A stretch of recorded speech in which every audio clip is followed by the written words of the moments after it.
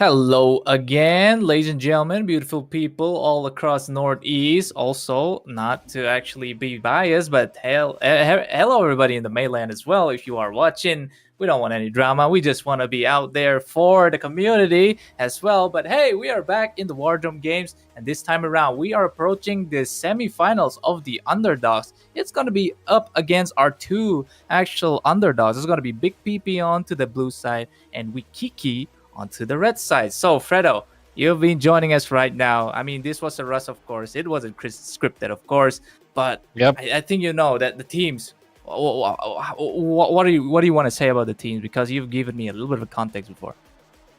Well, these two teams are, I mean, of course, reaching the semifinals in itself is a big thing, right? So, of course, they are very good teams. And, of course, about Wikiki, I know something that is that this team, they have two players, ex-players of Team Impurity. So, of course, they're a strong squad to look out for. On the other side, of course, the name might sound a little bit sus, but it does mean something good. Yeah, it's not what we're thinking. Yeah, price pool, it can be price pool, but they called it big precision plays. So yeah, let's see if they have the precision to keep that name or not. Absolutely. With that being said, going straight to the drafting this time around, Big PP are gonna go for the Badang ban. No fisting for me, of course, but this time around, Wiki also grabbing the Kili away from the hands of the big prize pool and a Gatot ban. What are they cooking here, Fredo? Gatot ban. I think a lot of fisters getting banned here today. Maybe they want to nerf your commentary today. That's what these teams have come here for. Yeah, they're trying to nerf your commentary. But yeah, let's see if what they decide to go for. Though I feel like it's a lot. I mean, what? I didn't really expect that because it's actually tank meta. The Fredrins, the Alphas, it's time for them. So you don't really have to be bothered about a Fanny, but they go for the Fanny still.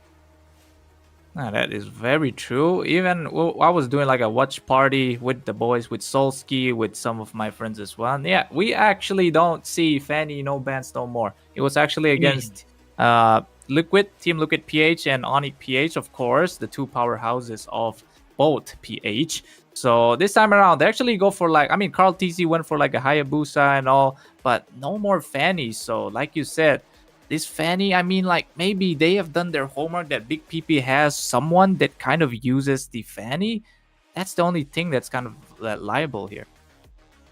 I feel the same way. Like they do I mean, see, I don't know how to say it, but there's like a fear of one tricks in even the pro players of India, basically. The ones who actually take this game seriously. Even they're scared of the one trick. So maybe Wikiki knows there's someone on the other side, a one trick Fanny or something, so they banned it out. And of course, the Matilda ban is really good considering the fact that in this meta, especially where tank junglers are going to be on the rise, you want to avoid giving them the mobility factor. So yeah, that's why Matilda ban is also very decent. But what should be the first pick here, if not from Matilda? Maybe something. Oh, yes. I just know that this Leonin has been rocking the stage lately, even on the MPL stage. And yes, indeed, they're going to be picking up on the side of Big PP. And also, we forgot about Lucas, as you have mentioned, either fighter or, tank meta. And Lucas definitely have the sustain and also the big damage in the Beast of Light form. So this is a very good pick on the side of Wikiki. And also the Phobias. Top it off with that. Make it double tanky the side of Wikiki. Very tanky lineup indeed that they're going forward with. Of course, they have the Lucas jungler, the Phobias as well. Right now, though, I do feel like Big PP should pick up they should have picked up the CC here instead of the high loss. I think that would have been a much better pick to go for, but the high loss does work as well. It does not lose in the laning phase against the Phobias. So yeah, I think that's okay. But what do you think have they picked up this Valentina for? Do you want to take that Infernal Pursuit? Not Infernal Pursuit, but it's gonna be the Beast of Light form, right? Because usually in this kind of underdog level, they still want to pick that Valentina to kind of grab away those ultimates, right? So this Valentina, especially from yesterday when Faden been using this to shred through, oh my god, ET. But I mean, I've been loving Valentina picks after seeing those. Valentina picks, of course, going to be really handy here as two ultimates given. Another one will be the Moscow's ultimate, and I feel like the Moscow's ultimate does have a long cooldown, but if someone important is trying to escape, maybe the goal laner itself, maybe Moscow himself, then the Valentina can pick up that Yep. SOD and just snipe him down. But yeah, into the second phase, we do see them banning out the CC because, of course, they can send the high lows to the roam and pick up the CC. Yeah, but yeah, Wikiki is going pretty decent with the draft. At least as far as my knowledge goes, it's pretty decent. Yeah, and also on the side of Big PP, they do want to deny that Florin because it's a Lucas jungle we're gonna be seeing. Yep. So pairing them with that ultimate bloom, it's gonna heal Lucas even more. Already got that crazy sustain with the flash combo, but after the heal that's gonna be following up, it's gonna be way too much for Big PP. I don't think their Big PP would even handle the might of those combos, so they're just gonna be banning it out. And then again, Jawhead because they're afraid of the pickoffs. And what do you think about Jawhead, Fredo? Like I must say it, a Jawhead is way better than the Cho. Hmm. I feel like both of them are very good actually, but For Jawhead, that's just what I'm saying. yeah, yeah. Of course, the jaw head. Of course, you need those jaws, right? Yeah. If you want to make use of your precision plays. Yep.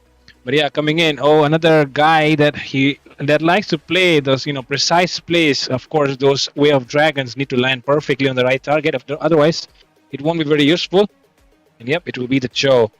Oh, we see the Bruno though. My God, I just played a rank match this morning at 4:30, and I was the Moskov. I was playing against the Bruno. The Bruno, of course, his balls hit hard, but Yep. well, when the Moskov's basic attack spears through, it just out damages. Doesn't matter how much it is. Yeah, that's true. But of course, this Bruno is gonna know how to position himself out of the passive of the Moskov, right? So early game wise, Bruno is gonna like stand not behind the minions instead, but he's gonna try to poke down the Moskov. But oh, this pick coming in the side of Big PP though, this Tigreal, it's very interesting. You think this Tig will work in this composition? So yeah, the Tigreal can definitely be really handy here because from the other side, if you see, then I mean they don't really have enough to escape away unless they also come up with. I mean they don't have the Valentina. Probably Big PP was trying to. I mean they were drafting all the way to try and pick the Tigreal or something. So maybe this Tigreal is a really important pick or something. I don't know. This Valentina just seems like that. Yeah, but in terms of Purify, maybe this Moskov will be forced to pick the Purify because of this Tigreal, right? So it's just a matter of fact that they don't want the Moskov to be, getting other spells for the Bruno having an easier lane against the Moskov. And look at this, Harriet Band to the side of Wikiki. Just for that, no Mm-hmm. magic burst gonna be coming to the side of Wikiki. But this final pick, of course, it's gonna be the mid laner. And what are they? Oh, whoa! That is so Oh my God, interesting that's because nice. I saw Onyx PH spamming the Valir for 2 match, and it actually worked out for them. And I'm actually so excited to see this in execution for them. Yep. Of course, new meta, right? We are also experiencing new things right here. Yeah. So yeah, let's see if Wikiki will be able to make this Valir work or not. Also, I do want to point out the Harriet was banned out, but if you look at the other side, they already have 2 magic damage dealers. I don't think they were about to go with a Harriet as well. It would have been too much on the other side, too much magic damage. But yeah, let's see how the Valir works. I have also heard that it got revamped. I mean, I've read the patch, but Yep. I've not really seen it in execution as well, just like you. So yeah, interesting stuff gonna happen. Yeah, this Valir pick is going to be towards the tick. Of course, you can stop the implosion with the Searing Turret and also this Hylos as well. Slowing down with the, I feel like that the Golden Carpet is going to be dropping. But then again, like you said, the magic damage, it's so low on the side of Wikiki, right? So what can they do right now? I mean, that Valentina, of course, is going to win off that pick-off trade. But it's just a matter of fact that this Valir pick, I think, is very situational. Very situational, and considering the fact that on the other side, see, the thing is, the Valentina is definitely going to copy any ultimate. This one is of course Valir, so yeah, go with it. And there we go, guys, into the Land of Dawn once again with the goated graphics. Just gonna go straight into the game. It's gonna be me, Bolty, and Fredo once again to casting this. Unfortunately, Raid couldn't make it, but yeah, doing a big time for that guy. He probably owes me one, yeah, a favor that is. And there we go, game one. Onto the red side is gonna be Wikiki, and onto the blue side, the first pick is gonna be the big PP. Yep, big precision plays just to make sure we alert you that these people don't mean anything bad, right? Of course, they want to be precise with their plays. But yeah, Van Satoru going up against Ren in the jungle. Joy versus Lucas, classic matchup that has been going on ever since, the last patch as well. So nothing new happening here, but of course, we'll be finding out if we'll be winning out in the Retribution battle as well. Yep, indeed. And look at that. This time, is that Violet? I'm pretty sure that we pronounced it, the mid laner of Wikiki, Violet. Oh, look at that. Searing Turn finally goes in a bit easy. You got to go with the kicks as well. But this time around, it has to go back because it does not have any more kit to kind of do something. But it seems like this Valentina going a little bit too deep, had to force out the flicker as well. So nobody's going to get traded out, but those resources are spent on the side of Big PP. Yep. Seems like, a little beyond my comprehension, but look at that. The junglers seem to have rotated towards the EXP side, but yeah, Joy, of course, has a lot of more mobility. Will be able to rotate much faster towards the goal lane. And once again, this time around, I'm kind of liking that our players didn't take for them to switch to the meta of the patch notes, right? Instead, yesterday we were seeing the Granger picks all over and over again, but this time around it's just going to be the balls going to the start. But the first block we kept picking up by Van Satoru somewhere else. That's already crazy to the side of Wikiki. Definitely. He didn't have the flicker. That information was given definitely right. So Van Satoru was like, yeah, okay, thank you for the information. I'll make use of that. And he made use of that. Got that kill. Yeah, it's going to be a little bit zappy by Mr. Centaur here. Is gold. But I think that's God. I'm pretty sure. The solo God. He likes the solo, definitely. There goes the Sacred Hammer towards Abyss but no. Pressurization is going to be coming, but instead, it's going to be Wikiki going a little bit too deep. Here comes the Electrifying Beast on towards Vital. And also, somebody's dead. That is Abyss as well. Nobody getting traded on the side of Big PP. But yes, no more roamer to the side of Wikiki. Maybe they're going to lose out on this turtle right here. They definitely can lose it out here. Of course, the jungler does arrive in time, it seems, but both the sides not really having those ultimates, so they don't really want to engage right now.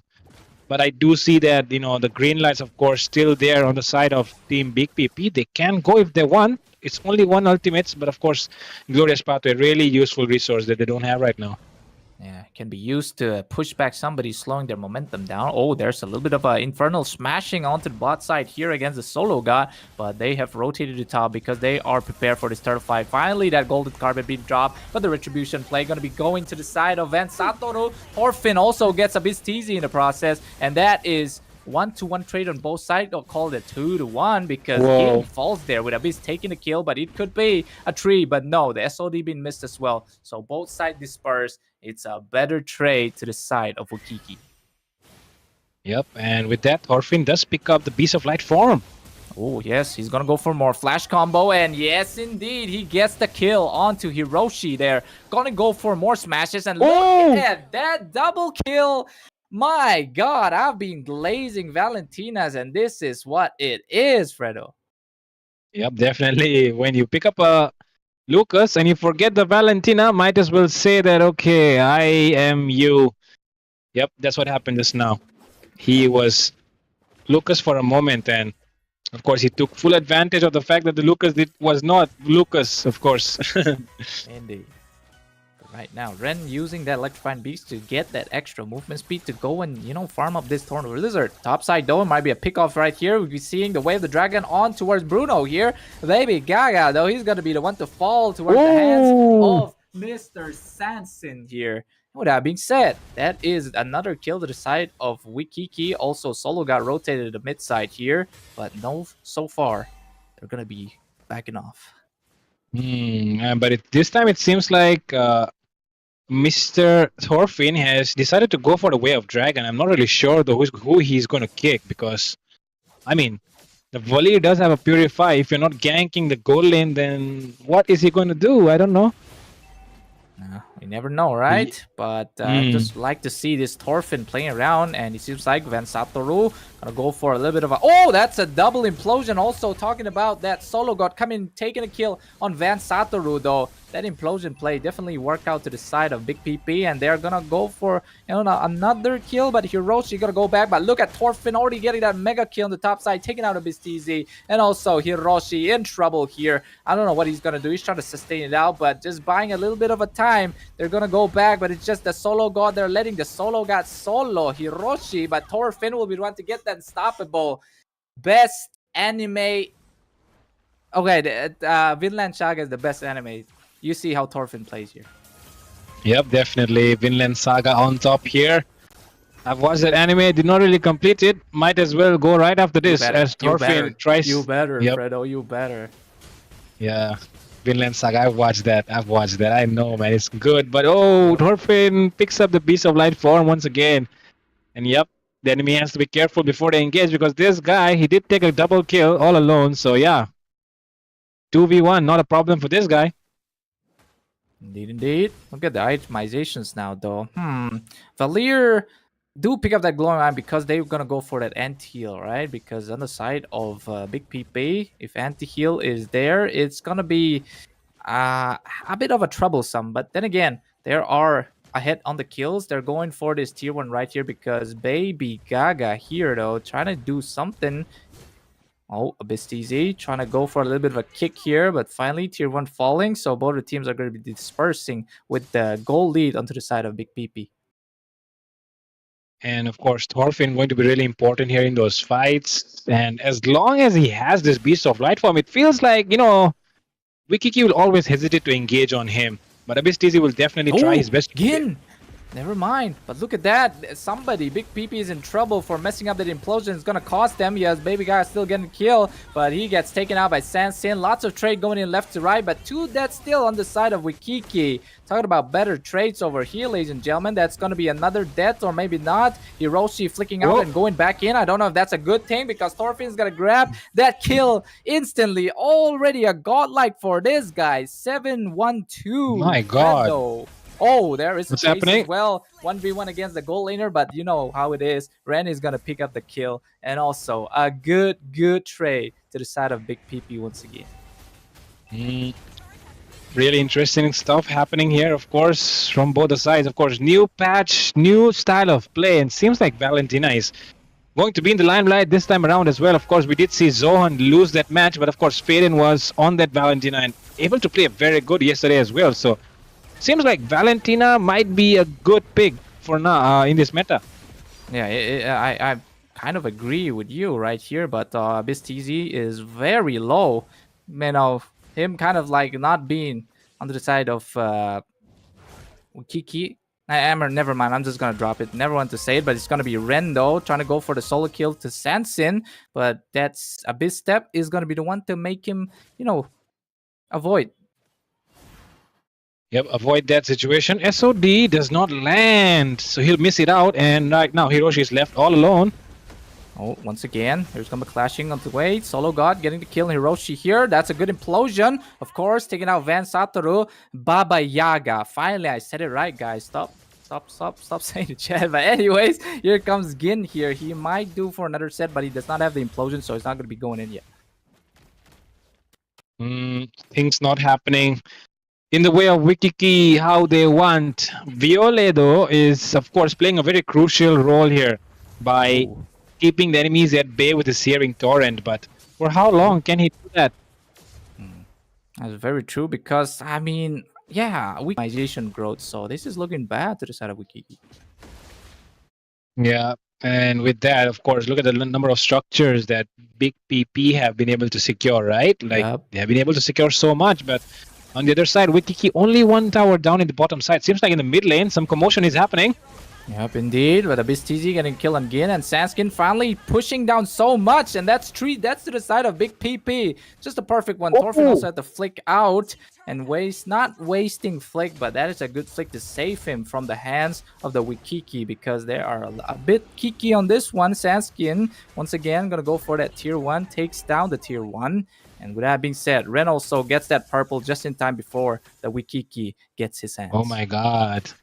That mid lane fight was very important, but yeah, of course, I hope Mr. Streamer will drink some caffeine and cheer us up by providing those visuals once again. But yeah, before that happens though, look at Wiki Key. Oh, that's a good kick though, but to what avail? That's a cost of the Oh, Luminous Lord. But oh, look at the play coming in from Ren here, grabbing up kills left to right.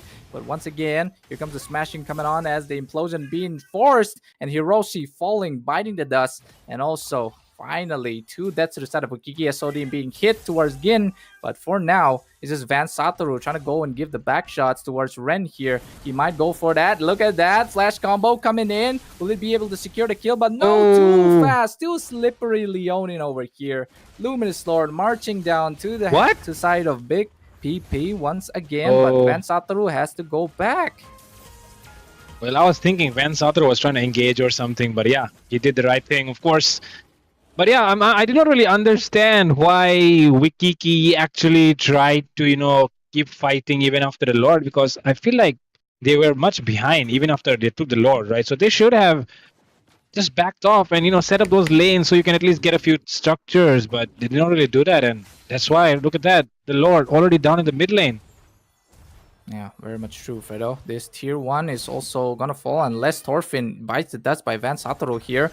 He does not go in, doesn't force out that Beast of Light, instead let Thorfinn go because they want that retaliation play, but it's gonna be Van Satoru falling once again. SOD penetrating people, but it's not gonna be enough to get through the sheer strength of Big PP because they do have that Big PP energy.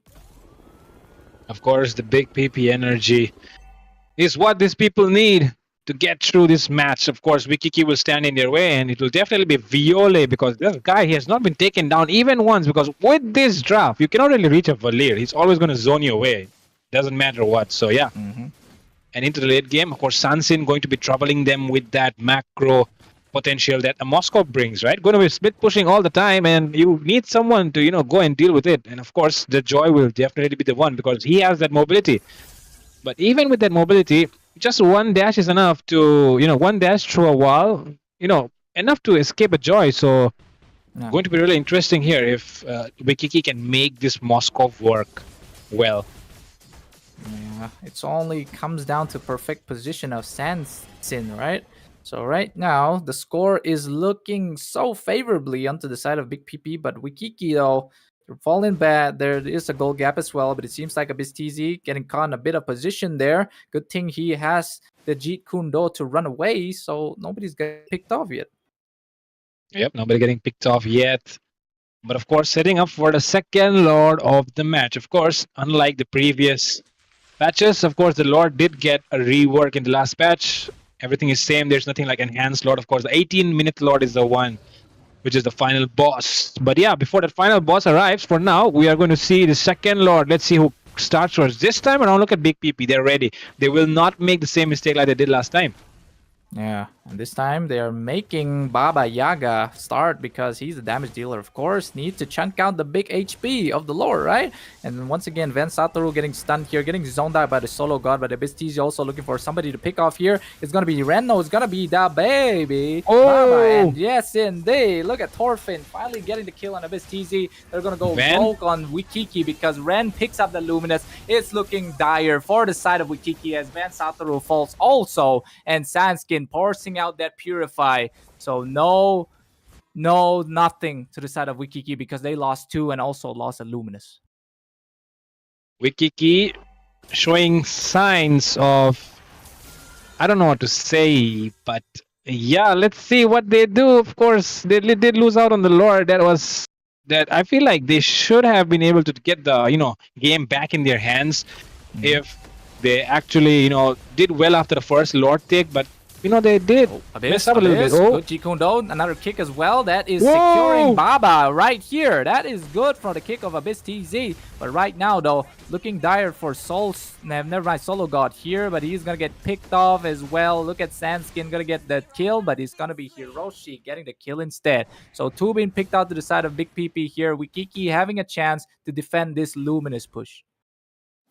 Well, things are looking good here from both sides as they fail to take advantage of the Lord every single time, but that is not what you're supposed to do when you want to rise to the top. Come on, both these teams, they need to show more discipline here, when they take the neutral objective. So yeah, let's see what happens though, but because I feel like Big PP is playing a little bit better than Wikiki, but Wikiki as well. When it comes to the late game, the Moskov is definitely going to be a problem. But I don't know, for some reason, the Moskov, he has not been split pushing around. I feel like Yeah. Moskov and Chow can actually do a lot more than what they're doing right now. Yeah, that's very true. But it's just that, Sansin, knowing that he's in the underdogs, he's not that confident to be making those plays just yet, right? So for now, though, Habistizi getting chunked a lot of HP. Another ball gonna be coming, and yes, Oh. Ren gets the kill. No pick off to the side of Wikiki right now, and they know, Mid lane? BP knows they're gonna go in, but Sandskin might get caught in this one, but Sacred Hammer is not gonna be hitting quite well. With that being said, one loss to the side of Wikiki, and Big PP gonna, screw this thing over towards Wikiki. Yep, let's see what happens. Oh, burst. Oh, actually not seeing, but that's going to be a kill to Van Satoru. A Solo, actually. Here comes the Gin with that implosion as well. Solo gets the kill right now. But for now, that is a fortification of Big PP altogether. Ape strong together. But for now, they're going to be backing off because they don't quite get the minions, but instead, they could go for something, but never mind. Torfin in trouble, almost getting killed by the spares. But yes, Viola getting the Baba in the process. With that being said, I don't know what Big PP were thinking, but losing one member there, I mean, they could have avoided. Well, there were a lot of places where both the teams, they made mistakes. But yeah, of course, you can always learn from mistakes. But yeah, don't repeat it. That's the thing. But yeah, so let's see. Wikiki, they did take the Lord. They lost it out in the first one, right? So yeah, they did make a mistake. But this time, both the teams, they have made a horrible mistake of not able to use the Lord to the max potential. So the thing is, after you take the Lord, you set up those lanes so that you can push properly. But no, once again, Solo taking a lot of damage of Sansin over here. Sansin getting no free hit to actually even charge up a lot of Abyss steps over here. But for now, though, Hiroshi gonna go in, trying to zone out somebody, but look at Gin in trouble. Gin is not gonna be forced on implosion just yet. Here comes another initiation coming in. That's a Bars coming in. Ren falls. So another double kill for the side of Van Satoru. And also the Solo God is gonna get killed by Viola. And also, oh baby, Baba Yaga also getting killed, but Saskin will be the one to get it all. And that is 4 deaths to the side of Big PP. They're going to go for that 5th one here. And I'm pretty sure it's going to be a 1v1. Tankiness, look at the kicks, combo, another Sacred Hammer. Look at the top 10 anime battles in the bot side, ladies and gentlemen. My God. But no. Abyss TZ once more. He's going for more, but he's really making that play. But then again, already recalled by the Gin, and that is game number 1 my to the side God. of Wikiki. We'll talk about a perfect comeback, Fredo. My God, optional. I mean, there's no way we can say it was not a perfect comeback because Wikiki, they were behind when they were taking that first Lord. But yeah, look at that now. They're up ahead with the third Lord and they get this win. Of course, a crucial one there. I mean, that would have been a really interesting fight there at the bottom lane. Both the roamers up against each other. The minions were definitely favoring Gin. But yeah, Abistizi, of course, the concealed play at the end. Yeah. And of course, the Shunpo, that little shield, of course, protecting him. Otherwise, it would have been really funny if either of them went down. But yeah, that was really funny, man. Look at that. You talk shit about the Valier, but look at what he's getting. He's getting that MVP just for himself. He didn't even die once, ladies and gentlemen. So, that Valier buff is justified right now in this meta, I'm pretty sure. And Fredo, do you have anything to say more about this matter? Well, one thing that I'll definitely say is this Valier pick. I mean, first introduction in the entire tournament, of course, because of the recent patch. And it's already an MVP in the first match. That just speaks volumes that this is a hot pick right now. So Yep. might as well try it. That it has worked out right now, so might as well try it in the next game. Who knows? We might be seeing a ban coming in from the side of Wikiki themselves, because Wikiki, they do have this value in their side, but next time they'll be on the red side. So who knows? Big PP might try it. Indeed, indeed. And with that being said, that's going to be game number 1 to the side of Wiki, an absolute cinema of a comeback. But what can Big PP do this time to actually get back their lost momentum? So with that being said, ladies and gentlemen, I'm pretty sure we're going to take a little bit of a break, actually. A little bit of break because I'm feeling like both of the casters are tired. So we'll be back in just a jiffy.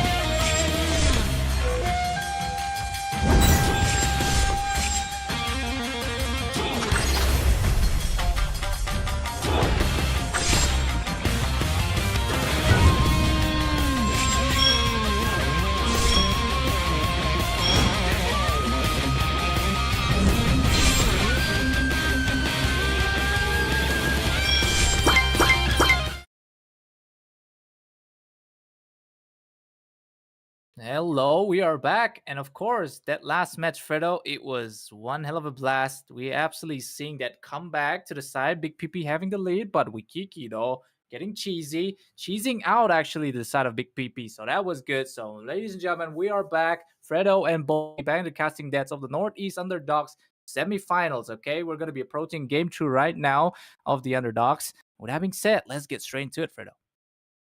Yep, let's get straight into the draft right now. Uh, of course, both the sides they have shown potential, but I feel like they're lacking in terms of execution, right? Of course, both the sides they can execute much better than what they're doing right now, and if they do that, I'm only willing to see how much they have potential unless they execute it properly. We cannot really understand, right?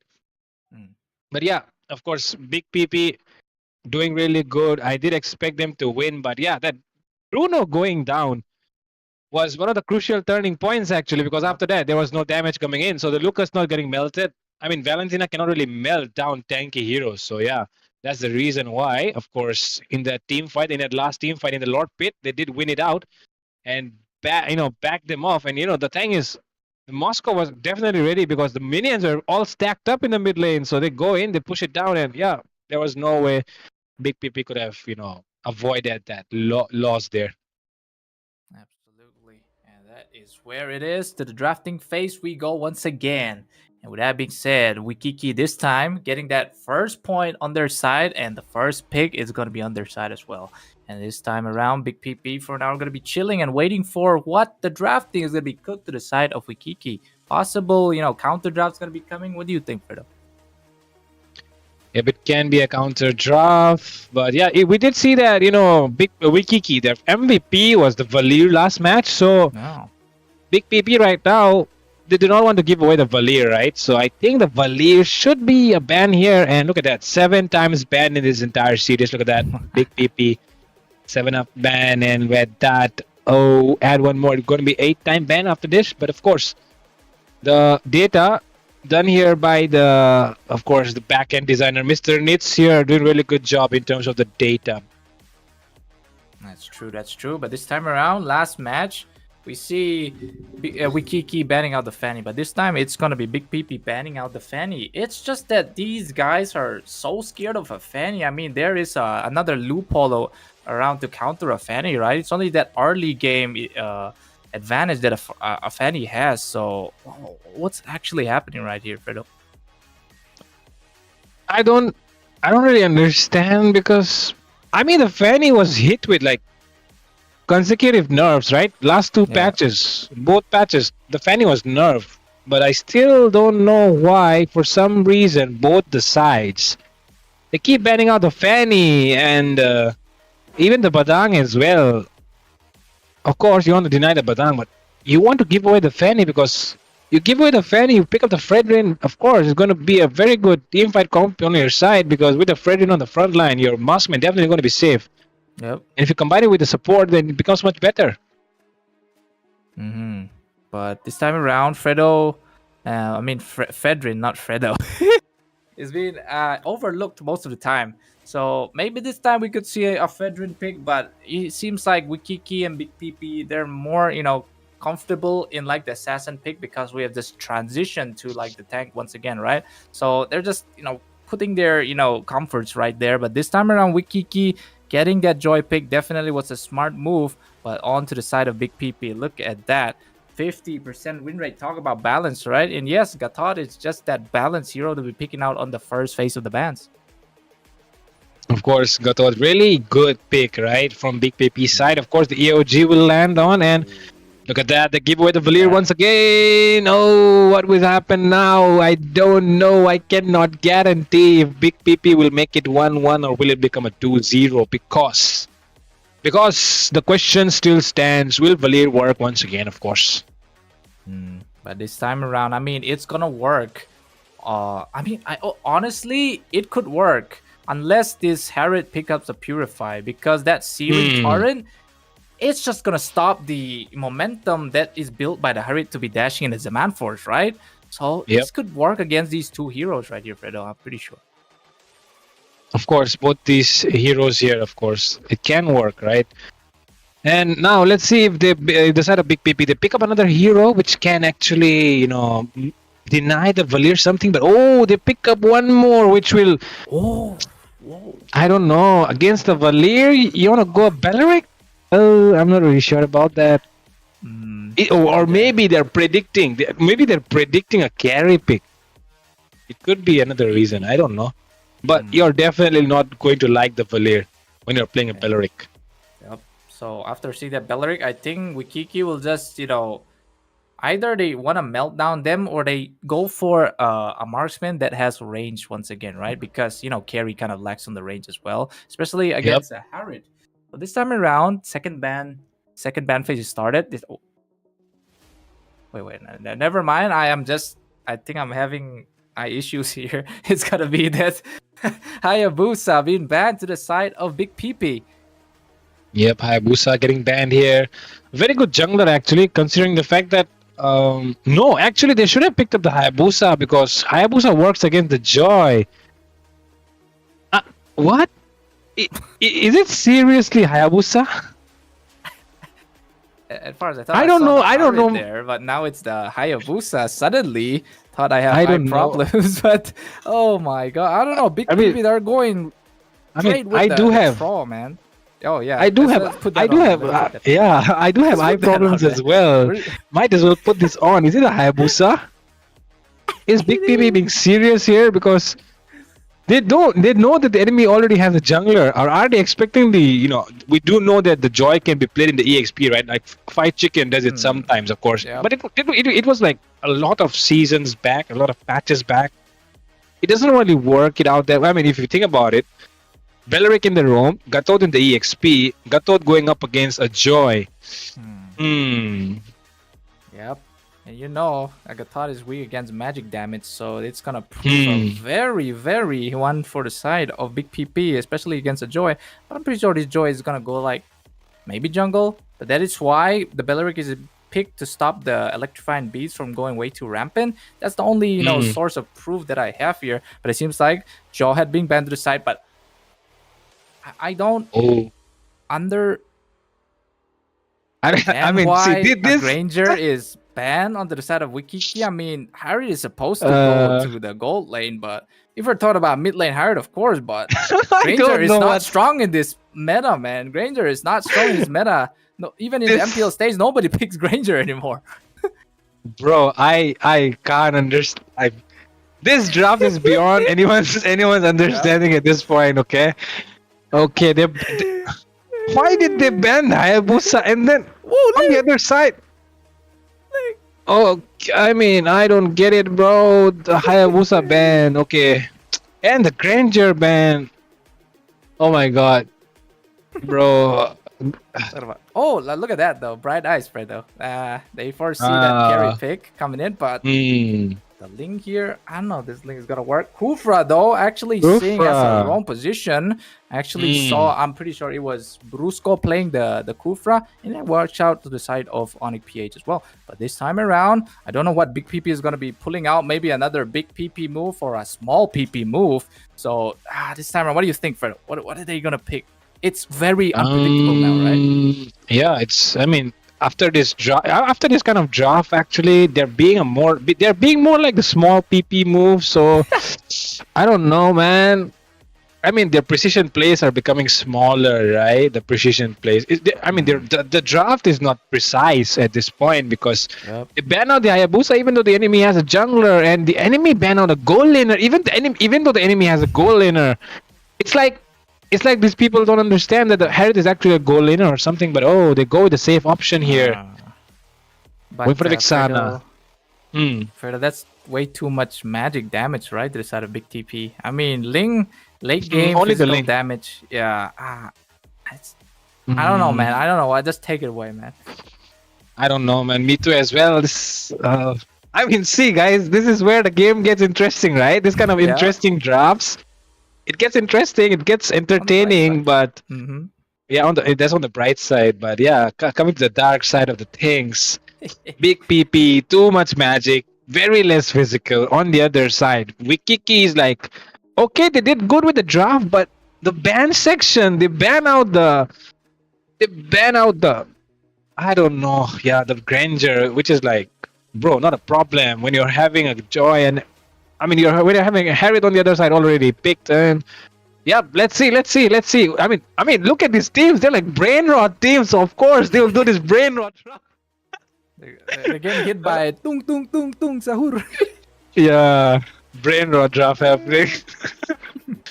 But yeah, I mean, look at the logo, right? Tung tung tung sahur, and they're like three tung tung tung sahur. So of course, it's brain rot into three, right? Yeah, it makes sense now that Granger ban, right? After seeing that logo. Yeah. So here we are in the land of dawn. WarDrum logo we see there. I think the WarDrum logo looks way better than the three tung tung tungs.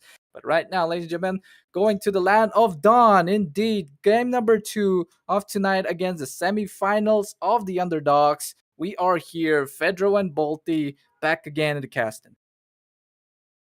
Yep, of course. Back with game number 2 between Wikiki and Big PP. Semifinals, of course, of the Underdogs bracket. The one who will be winning will be fighting in the grand finals of the Underdogs. So, yeah, both these teams will definitely try to make sure that they are the ones who try and get their hands on the 50,000 rupees prize pool, because of course it's not like the only the top dogs are going to get the prize pool, right? If the underdog team defeats the top dogs, then they take the 50,000 away. Yeah, but the probability could be very low, but we never know. Let's just be positive and look at the bright side here. I'm feeling, but if they put up the draft, though, I'm not entirely sure, but there's a bit of a fight onto the top side here in the turtle lane, but both of them are going to be backing on. They're just going for the little fight over here, but who's going to get it? The best retribution is going to get it. Van Satoru gets it. Yep, of course, the early retribution battle happening in the Bulbasaur area. Yep. Yeah, Cabbage. Bulbasaur area. But yeah, in the goal lane though, very interesting, because I do feel like, the carry does win it out in the later phases, right? But in the early game, the Harriet definitely going to dominate. Yeah, but it seems like the Harriet is not dominating on the bot side. It seems like Van Satoru gonna go, but misses the dash, so there's not a coming. Oh, the Flicker Tyrant's revenge. Talk about a revenge, and also Sandskin getting the kill. Good so far the side of Wikiki. Yep, good things happening from the side of Wikiki. Even though we understand that, the Harriet should be winning out, Abistizi making me, what do you call it? Proving me wrong, yeah. All right, there we go, though. There comes the ball as well. The Tempest of Blaze being touched, but of course the ball is going to stop the Tempest of Blaze from doing, but still getting a kill on Van Satoru. Pretty impressive. So 1-on-1 trade on both sides. Not trade, but 1-to-1 on both sides. Yep, 1-to-1 in that fight, though. Of course, Van Satoru gets taken down. And with that, of course, the Ling, not the best pick in this meta. I mean, the worst pick you can say as well, but it's working out fine for now from the side of Big BP. Of course, they need to consider the fact that the enemy does still have that Valir, which will cause problems for them. But yeah, they did pick that Ling, and Ling does work against the Valir. Very true. And consider the fact that the Purify is not, it's removed in this patch in the Valir buff. That could work so wonders on the side of Ren, right? Well, if the Purify is removed, then it does work well. Yep. Can only escape the Tempest of Blaze. But yeah, for now, though, let's see what's happening. Turtle Pit, Ling has arrived. Yep. Also, Sandskin, though, getting that solo on the bot side once again. That's a retribution secured by Van Satoru, the side of Wikiki over here. So much fighting going on, but Solo will begin to get the kill. Violet also getting the kill. That's going to be 1-to-1 trade on both sides. And talking about double trade, that's 3 deaths to the side of Big PP, considering the fact that they went for the Brain Rot draft. So Tung Tung Tung Sahur is winning definitely with this Brain Rot draft. Both sides, of course. The one with the dashes. I keep saying this guy's baby is Baba, man. What is wrong with me? But Sandskin living the day on to the Zeman Force as well. But right now, Turtle is going to be spawning in a matter of... I still wait too long. So, Fredo, what can you say about Big PP to actually kind of make a comeback with their draft? Oh, whoa. Van Satoru, what is he thinking here? Oh, Oh, Tempest of Blades coming in, but it's not going to be used to grab all the swords over here. But it seems like going for the back line, the Violi as well. Van Satoru getting killed onto Gin. He finds it. He want to get it, but for now, that's going to be one tree being cut. Deforestation, and then Wikiki just did. Well, that was actually a very aggressive play from Van Satoru, but yeah, he was able to manage it somehow because, of course, they're communicating well, better than last time, of course. And now, though, shifting focus and attention towards the goal lane side. Seems like commotion might be happening. Abyss might be coming in with the Flicker, Tyrant's Revenge anytime soon because he's charging up. And he does have that Flicker as well, so right now, Baby Yaga needs to be careful. You said that he just pops it, but still have the Purify to negate those crowd controls coming in. W. Yaga over there also wasting the Man Force, but if it's to your safety, I call it a W. Yep. It's a W from Baby Yaga, able to use that Purify to, nullify any effects, any crowd control effects done to him by Mr. Abyss. Now, though, it's getting very even though the side of Wikiki has a good lead, it still seems like they're not able to make enough progress in terms of, taking down structures. AOG being used there, don't know why, but of course to the safety, and then again, that gives a W for Wikiki to be grabbing the turtle to their side. So they're kind of like giving away once again. Abyss kind of charges up that revenge once again, but for now, Varla is going to be the one to kind of like poke them down, trying to, put them in bay. Yep, Wikiki can actually win this one. Oh. Gin though, there's a tree being cut once again, but Baba Yaga though has to use the Demand Force to kind of do it. He's trying to find some kills, but it's a tanky Hiroshi, but Ren gets it for now. Whoa. And also something's gonna be happening here, but that's a good use of a flicker to escape the impending doom. Big PP this time winning off with the trades. Hiroshi down. Van Satoru is still alive, but he forces out the electrifying beats. And now, though, it's, of course, look at that. The carry taking down structures because that is exactly what they're playing for. The structures, take down those turrets, and that's how you'll win. And yep, the first structure broken will be the mid lane. That's like the most important tower. Yeah, very to stop that impending. What? Wait. AOG, we are seeing to the turtle side, but don't forget, as Van Satoru finally fallen, there's no retribution to the side of Wikiki this time right now. And also, Tempest of Blades coming in, retribution secure. Here comes the 4-blade catching, and also a double kill, going for a triple right here. And we're going to see that triple. Yes, indeed. Purify, be effect remove, looking really bad to the side of Wikiki. And this time around, that's 4 deaths to their side. And maybe it's could be the 5th death because Ginir, never mind, or Sandskin though. Oh my god! The damage coming in from Sandskin. This guy getting the shutdown onto Ren with the triple. Looking good once again the side of Wikiki. Yeah, Wikiki rising up right now. Sandskin, of course, the driving force behind that. And this guy, the aggressive play with that carry, this guy, of course, winning out in a 1v1 against a Harith Ride as well. So this guy, Sansin, of course, the key to victory here. Supporting him is Violet. Very much, but it seems like it's going to be a freaking dip onto Gin as well. Gin using the raft, but trying to stop everybody in the process here. Abyss finally eating the roots of the tree, but Violet also traded out with a solo god. And also Gin might fall here. Hiroshi want to go for more, but yes, indeed, he get it by the backside as well. Sandskin being bossed away, but solo instead falling. Or I think it's going to be Hiroshi right now. That is a 2-to-1 trade on both sides. So many diversion plays going on there, making my eye go a little bit too much.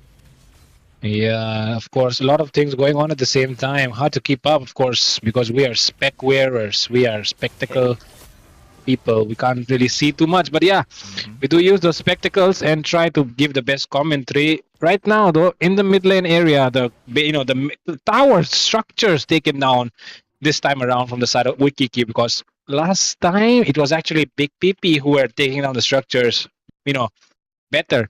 So yeah, in this match, the pressure is definitely on the side of Big PP. Wikiki are just playing it comfortable, and this comfortable play that they're doing is really good because it's working out. They're taking structures, they're forcing the enemy into their own area, taking control of the river area as well. So everything's good for now from the side of Wikiki. But Oh, Oh, what side? whoa, that's a quick flashy, but can you escape the Van Satoru? I mean, you're gonna escape for now, but what about Viola? Oh, This guy Ren is on fire. Oh, wait, Van oh, Satoru, Van Satoru, Van Satoru!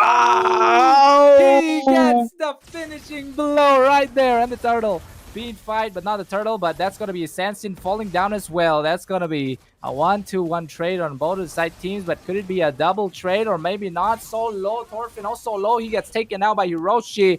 Gin almost falling, but this time it's a tree. Maybe the solo god will fall here, but then again, you want to go for the more, but it's gonna be Van Satoru getting more kills left to right, double Whoa! kill, make it a triple over here or no? That is 4 down to the side of Big PP being wasted by Van Satoru. Yeah, Big PP. Big PP not able to do much against the Tung Tung Sahur party, and Tung Tung Sahur party able to get that kill. A lot of kills into the hands of Van Satoru this match, of course. Not able to shine last match with that Lucas. In this match, though, it's getting more and more better as it progresses. Ford has had a wiki key, but Big PP is really struggling. They should have understood the potential of the Valir last game, but they did not, because look at this guy, Vale. Just one death in 2 matches. This guy is the key factor. Yeah, even though the Purify is being removed, this guy, he doesn't die, right, Fredo? Yep. Like, call him the mid-standard. The upcoming mid-standard. Viola with the Valir. Valir standard, you can say. The fire standard. Right now, that Luminous going to top. Van Satoru is, in position to kind of maybe help that Lord to kind of push through that tier 2 on top side. Abyss Tung Tung Sahur moment. But yes, indeed, eating a bit of blast is coming in from Ren as well. But that is what's gonna delay Wikiki to not being able to save the set. But here comes the set maybe. On the top side though, Ren is gonna force out the Tempest of Blades, gonna be using the Blades to escape once again, but Baba though has to burst down this Lord as soon as possible because the impending doom also gonna be coming to the bot side over here, but it's a Sandskin right there dodging the Curse Blasts, and that's tier 2 down to the side of Big PP again. Well, things looking of course good here from the side of Wiki once again. Big PP though on the other side. I feel like the key to victory here could be Baby Yaga, because this guy, if we can look at the items, we can understand if this guy has had the Holy Crystal or not. I feel like he does not have it. Yeah, look at that. He does not have it yet, so not online yet. Gin is in trouble. Melted down by Sandskin. Gin is not ginning. Instead, he's being turned into a soul blade, something to get the soul dust off of him. But for now, there comes another Van Satoru going rogue in the bot lane here, gets caught. That's a nice Ren coming in to dodge all those electrifying beats. Yes, sir, indeed. For now, Big PP kind of lives, but for how long? That's the question. Not the best thing though. I mean, of course, he did use it to escape, but the thing is, he has been using it to escape only, and that's where it goes wrong, right? I mean, with the Tempest of Blades, you should be able to go for the Valir. Of course, it's not the best option because you're having a Gatot and a Beleric, not able to dive into the back lines, so you cannot really go into the back line alone with a Ling. But the thing is, the Tempest of Blades, it's only being used defensively, so I don't know what to say, Ren. You gotta use it better, my boy. But on the other side, you look at Sandskin, man. Should we call it Sansin? Sansin, man. Sansin is doing really great on this carry. Doing really great. Yeah, doing really great in the carry for now. But Abyss gonna be charging that once again.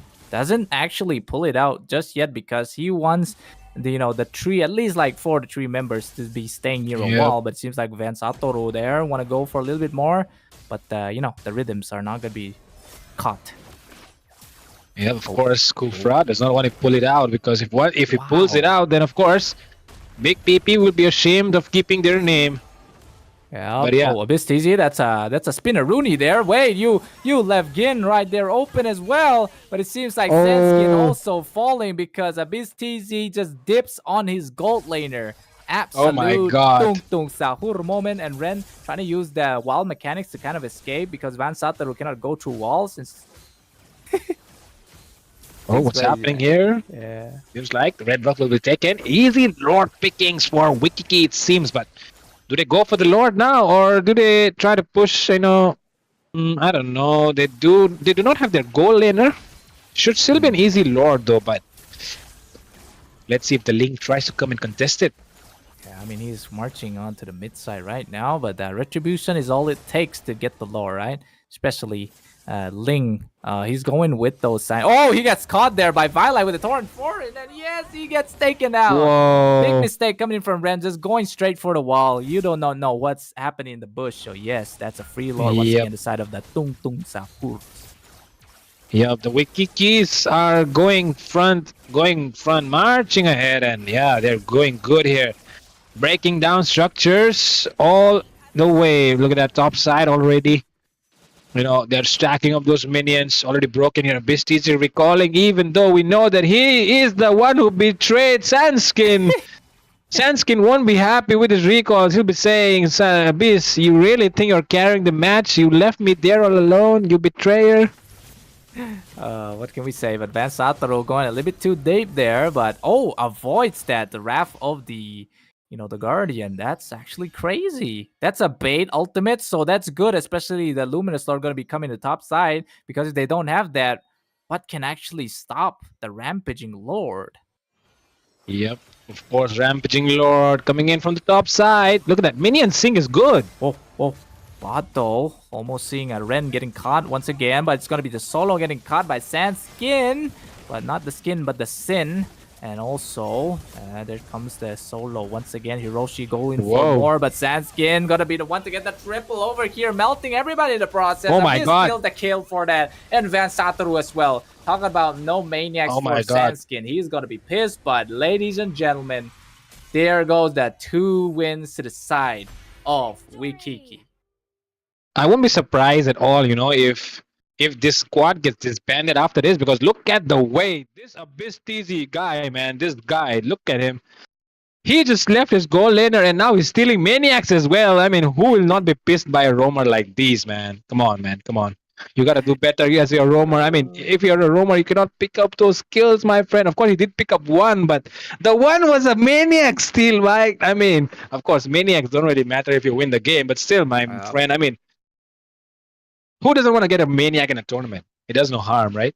Yeah, I mean, Sansin can also get a savage, right? But Van Satoru as well. Yeah. He can have that. I mean, come on, man. Come on. He can. I don't know. Maybe they're just friends pulling each other legs. I'm pretty sure that's the case. Yeah. And of course, Sin here doing a great job on that carry pick, of course.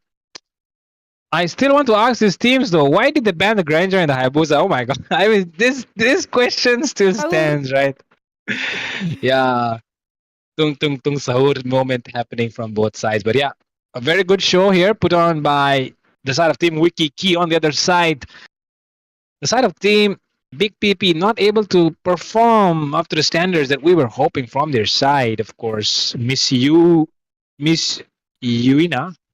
will definitely be pissed off with her squad. But yeah, whatever. With that being said, Bolty, what do you think? Anything more? I mean, what's there to say instead of brain rot, right, Fredo? And also kill stealing and betraying your teammates. Wow, this is not a very educational purpose into the land of Dawn here, because that's all bad stuff right here, just for something. Yeah. But with that being said, ladies and gentlemen, I feel like this is just, I mean, they take it, right? Grand Yep.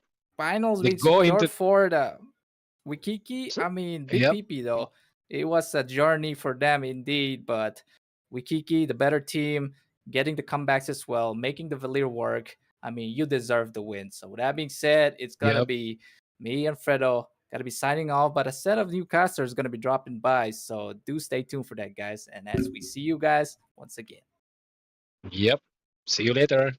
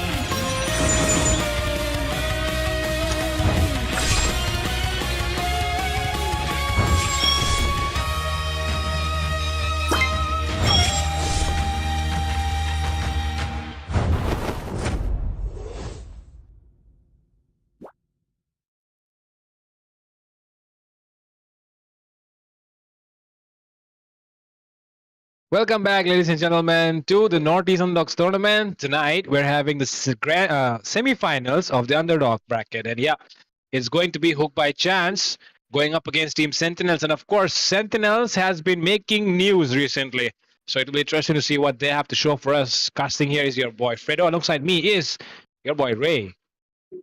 What's up, Fredo? Nice to have you again back, of course. And this is definitely going to be an interesting match. I mean, we have been casting for the top dogs for almost this whole season, right? And previous season, we did see some glimpse of the underdogs showing us a very lot of unique gameplays. And I'm really looking forward to what these underdog teams already have to show. I mean, we just had a team. I'm going to just call him Tung Tung Sahur because I know that they have a different name, but that picture, it definitely caught me off guard. Going for the brain rot, definitely capturing the not even Gen Z, Gen Alpha, slangs and everything. But yeah, jokes aside though, that was definitely a nice match to cast. Of course, it was Bolty there. Huge shout out to him. But we're going to be jumping into this match. This is going to be also a best of 3. Sentinels and Hook by Chance. I'm really well aware of Hook by Chance, but I'm really looking to see, just like you mentioned, they have making the news. I want to see how good Sentinel plays and if they can back off their name. They are still in the underdogs after all. Definitely. And look at that. First van coming in will be the Kalia on the other side. Okay, Lucas. Okay, things looking interesting. One good thing though is look at that Sentinel's logo. It looks like Superman, but will they be able to land that punch like the Superman does? That'll be interesting to see. You actually named it right. This is the Superman logo. For a second, I thought that was the dollar sign. Oh. Yeah, I thought it was the dollar sign. I was like, oh, they're rich. They're rich. Oh. I'm happy. Wow. Damn. Hook by Chance. Should I give credit to Hook by Chance for leaving it out or Sentinels for immediately picking it up? Most of the times, a few lately, I've been noticing they do not pick up Zushin immediately, but I'm so happy. Finally, you can see her in the background. But yeah, main thing is that picking up the Zushin basically means that if Hook by Chance is willing to give out, they definitely should have an assassin to take her out, or if not, this mage. I mean, we've discussed it further, of course, off call, that right now the meta has shifted to the tankiness, so that just means that mid lane plays a much more crucial role. And giving out Zushin, if you don't have an answer to her, I'm not really sure. I feel the same way, man. A control mage, of course, Zushin, becomes really useful to, of course, disable the enemy frontline. So Hook by Chance is going to have problems. Doesn't matter which frontline they pick up. Of course, if it has the mobility, it will be a little bit more easier for those frontliners. But now, Hook by Chance, they're going to pick up 2 heroes. So let's see what those 2 heroes are. I do feel like they should pick up heroes with mobility so that it does not get banned out. Okay, going for the Suyo and Badang. I do like the Suyo 50% for, of course, his mobility damage and everything, but he's against Zushin. Once he uses up the immunity of his first skill on the dash, he's basically a vulnerable target for Zushin to just pick up and throw towards the team. And basically that's gonna force, this is what they needed. They needed a Hayabusa to flank and at least take down or force Zushin to go back. But right now they have picked up 2 fighters, and I'm not really supportive of that. But you know what? It's still early into the draft phase. Maybe we can see something else. But Hilda is coming up, so that just means that Sentinels is definitely really want to capture that early game as much as possible. I mean, Hilda is a full-on early game queen. Of course, Hilda and Badang, they have been there in the EXP lane since the last patch as well, especially Absolutely, the fact that the mobility is also there because, the Badang, he does that get cooldown reduction on that second skill if it does not land. So that just allows you to use that more often. So yeah, good mobility in the EXP department. Into the roam section though, Hook by Chance go for the roamer first. They go for the Gatod, but why is it though? What do you think is the reason behind this Gatod pick? Is it because they're protecting their goal laner, or are they going aggressive? I'm also a little bit unsure, Fredo. Gatod a little bit too early. Also consider the fact that they just gave out Zushin. I'm a little bit confused. Maybe Hook by Chance is taking this game with chance, like how their name says. I mean, to be fair, if I'm gonna be honest, looking at the name, I really want to see a Franco, because you cannot name your team Hook and not pick up a Franco. All right, I want to see a Franco, or at least a Ruby. Come on, I want to see a Hook. I mean, come on, do justice to your name, guys. Come on. But yeah, just jokes aside though, I feel like basically 3 heavy hit front line fighters picked up against when there's a Zushin. Either they're trying to overwhelm her by making, obviously Zushin can only pick up 1 target, right? So maybe they're trying to overwhelm her by giving her too many to to pick up. That could be the only possible way they can try to counter her. But at the same time, Sentinels has also have yet to pick up their frontliner, because of course Hilda is possibly, just like you mentioned, it's gonna go into the EXP lane. So we'll have to wait. Maybe the frontliner will counter out, but at the same time, there's a lot of frontliners already banned. Maybe that's the whole reason that Hook by Chance was like, Sentinels might ban out the Gotot as well. We need someone in the front, and they just picked it up because, of course, the Barang is the EXP laner right now. But there's the response, the woman with the beast. And right now, let's see what kind of beast Sentinels are hiding.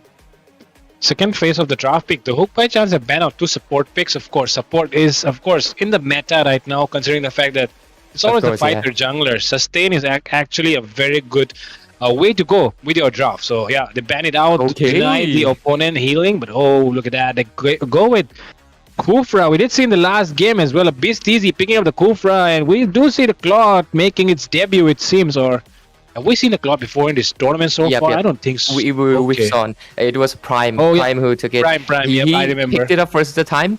Immediately got Savage under 7 minutes with a Claw. Yep. And that too, obviously, against, I feel like it was Armageddon. I feel like, yeah, it was Armageddon. That is pretty insane. Getting a Savage with a Claw under 7 minutes, where most Claw do not even come online. Prime definitely showed it. But, of course, we can talk about Zohan glazing later on. But the thing is that Claude, I feel like picking it up against the Gotot is going to be a little bit difficult for a simple reason. If the Vengeance comes in, he's going to be facing difficulty. There's the Batang with the walls as well, so if you use up your BMI, you're basically going to be in trouble. On to the other hand, okay, pick up the Vexana. But yeah, the Kufra, I'm a little bit... I feel like these 2 teams, of course, since they are underdogs, they obviously have different strategies that top dogs do not exactly use. Top dogs usually will commit to the Kufra so early into the game number 1. Especially considering the fact that I feel like Kufra is just picked up because I feel like it's a comfort pick rather than it has something to do with the lineup. Because who is Kufra supposed to exactly counter, right? That's not exactly anyone, but he can give the proper setup. So I'm really looking for those keyboy setups because they're underdogs, okay? They can come up with something that even top dogs haven't. I mean, we did see in previous season, Nerd 1.0, Underdog was the first team to survive 1 HP base. And of course, the last match, if you didn't watch it, Ray, I'll tell you what happened was in both sides, they already had their junglers and the goal laners locked. But they still ban it out, Like, you already see that the enemy has a Harith. First pick, Harith. And you still go ahead and ban a Granger. And on the other side, you see that, the enemy already has their jungler, which is the Joy. And the enemy side, they ban the Hayabusa. I was like, what? What's happening? And then we realized, it's Underdogs, and it's a brain rot draft happening because both the teams, Big PP and Weak Kiki. Yeah, so I mean, obviously, brain rot shit happening here. Gen Z brain rot happening in the land of Dawn. But yeah, now let's see. Sentinels and Hook by Chance, of course, decent names this time around. No brain rot happening this time around. And with that, we'll be entering the land of Dawn first. Second match of the semifinals of the Underdogs bracket. Of course, it's me, Ray. It's me, Fredo. And outside me is Ray. And we'll be casting the second semifinals match. Of course, if you win this one, you get to go to the finals. And then you'll be fighting against to get the spot to fight for at 50,000 first prize. And there we go. Great intro, Fredo. Of course, you introduce yourself. I don't know why all the casters in WarDrum right now are introducing themselves as Ray. Come on, guys. You're not me. Because Zushin is mine, of course. Find another different hero. But yeah, jokes aside though, ladies and gentlemen, of course, just like you mentioned, this is the Underdog semifinals. And we obviously saw a previous game, the brain rot composition. But right now, we do have decent lineups on both ends. And it's going to be interesting how everything works out onto this lineup. But anyways, it's only going to be a few seconds into the game. No first blood drawn out yet, but I do have hope that Lemon will probably be the first one to get it because obviously Assassin. But 2 purifies into the hands, Wisteria and Yasu. Look at Sentinels. They're freezing the mid lane way, which is kind of interesting because look at that. They're zoning away the Vexana, sorry. Valentina, not sorry. Yeah. And look at that. Denying. Oh, look at that. In the Turtle Pit area. First blood secured there by the Gototkacha, and now things looking great here. Great start, but yeah, they're zoning away the Vixana and not able to give those minions. So Vixana, of course, behind in farm as compared to the Zushin. I mean, I do understand that because Vexana has extremely fast clear, so they are trying to make some trade. And this is why I love that. You won't exactly see this in top dogs because most of the times top dogs, obviously they like poking, but they don't really care about the laning zone because they feel like they can put their focus into somewhere else. But it's nice to see a little bit of change of pace. But yeah, those micro decisions will make the bigger difference. But oh, let's see, into the bottom lane, a lot of poke, but let's see. Hayabusa does not commit his Oogie Shadow kill yet. Still saves it for the turtle fight, it seems. But yeah, that was good poke happening from both sides. Of course, none of the sides getting any better in that fight. But yeah, with that, turtle already up, and the first turtle really important. Pretty important. And oh, Gatot doesn't have. Oh, he does have the revitalize, but I feel like it might be a little too late. He did not pop it off, but it's understandable. He's saving it for his team, so I get it. But oh, look at the wall. Flicker being used up as well. Turtle up. Let's see. So do you want to commit to it? Seems like they want to commit, even though they're one man down. They still want to go in, it seems. So does feel like they want to go in completely. Hayabusa arrives as well. Oh, on the goal lane department, the 1v1 happening, and they take down one. It will be the Irithel getting the kill. Meanwhile, in the turtle bit area, it seems like the Badang has went down as well. Hayabusa still onto the turtle. Seems like now they should give it up, but seems like the Gato still wants to hover around that area. AOG as well. Oh my god, once again, a huge mistake. Going in alone. Wants to steal the turtle, but might get taken down himself, it seems like. But yeah, Hayabusa decided to back up because he does not have an HU. Oh, look at that! Enough! Oh, not enough it seems. I thought he would be enough to escape, but no, it's not because Zushin, the owner of the lantern, picks up and shows the mighty steel fist away. Fredo getting poetic tonight, but yeah, the score sits at 4-3. Goal lead not that much, but of course Turtle goes into hands of Sentinel, so that basically means that early game is really shifting towards their hands, and I hope by chance they are trying to make those trades because I did see the Vexana was able to capture the kill onto Wangdu, so that is good. Is that Wangdu a reference to Three Idiots? Pungsuk Wangru? I feel like it is. Yeah, it is. Yep. Yep, it definitely. Can be. But oh, Joker get the win. Okay, I feel like most Airtels prioritize Hasa's Claw over that. But still, oh, Lemon getting the blue buff instead. Wow. I mean, I like the fact that Sentinels is really going for those micro steals, trying to stop lanes. And oh, looks like Barang might be the next into the list. He uses up the fist, but no commitment yet. Just warning shots here left and right. Yep, warning shots being happening, fisting being happening as well. But it still feels like both sides are not able to make too much progress despite all the efforts being put in. Of course, Sentinels do make not a significant one, but a slight progress as compared to the side of HBC. Of course, who by chance shifting the attention to the goal lane, though it did seem like the Irithel got a 1v1, So yeah, advantage. Second turtle is gonna be up though, so it's gonna be 5 minutes almost, and I feel like Hayabusa is still. Oh, look at that, the commitment. So you better watch out, AOG. Oh, look at this. Oh, look at the Hayabusa, 1 HP. Soyo still survives. But now the owner of the Lantern Flare is trying to do a lot of poking happening. Oh, Tyrant's Revenge. 3 people being caught in the middle of all. And with that, Blazing Duet coming in as well. 1 kill. And with that, the owner of the Lantern Flare able to get one as well. And now 2 members down on the side of HBC. Sentinels go for the free turtle. Wangru, what was that? That was, I mean, not Wangru, sorry, Wangru and Abomination both going in at the same time with that knockup. That was pretty insane. Abomination, that was a good knockup. Like 3 people, like that is good. That is some good Kufra play right there. And I feel like, yep. HBC, yeah, hook by chance. I feel like they should have also been like, that's the issue. When you have a setup tank, you should not stick around together, too much. Yep. Oh, into the bottom lane though. A lot of people. Looks like they want to put their focus on Hilda. I don't really get it. But Hilda is not aware. Hilda, Wangru! Wangru able to escape. Very fast at running, it seems. And now though, will the Hylos... Oh, it's not a Hylos actually. Sorry, my bad. It is actually the Suyo. A little bit taken down by the Claude. And with that, the owner of the Lantern Flare once again, Yasu, takes one down. Hayabusa in the mid lane.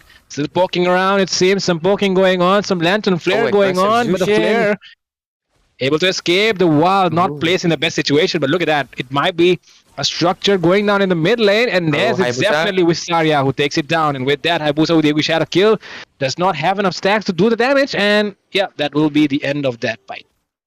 8-3 score right now, and 4K goal lead into the hands of Sentinels.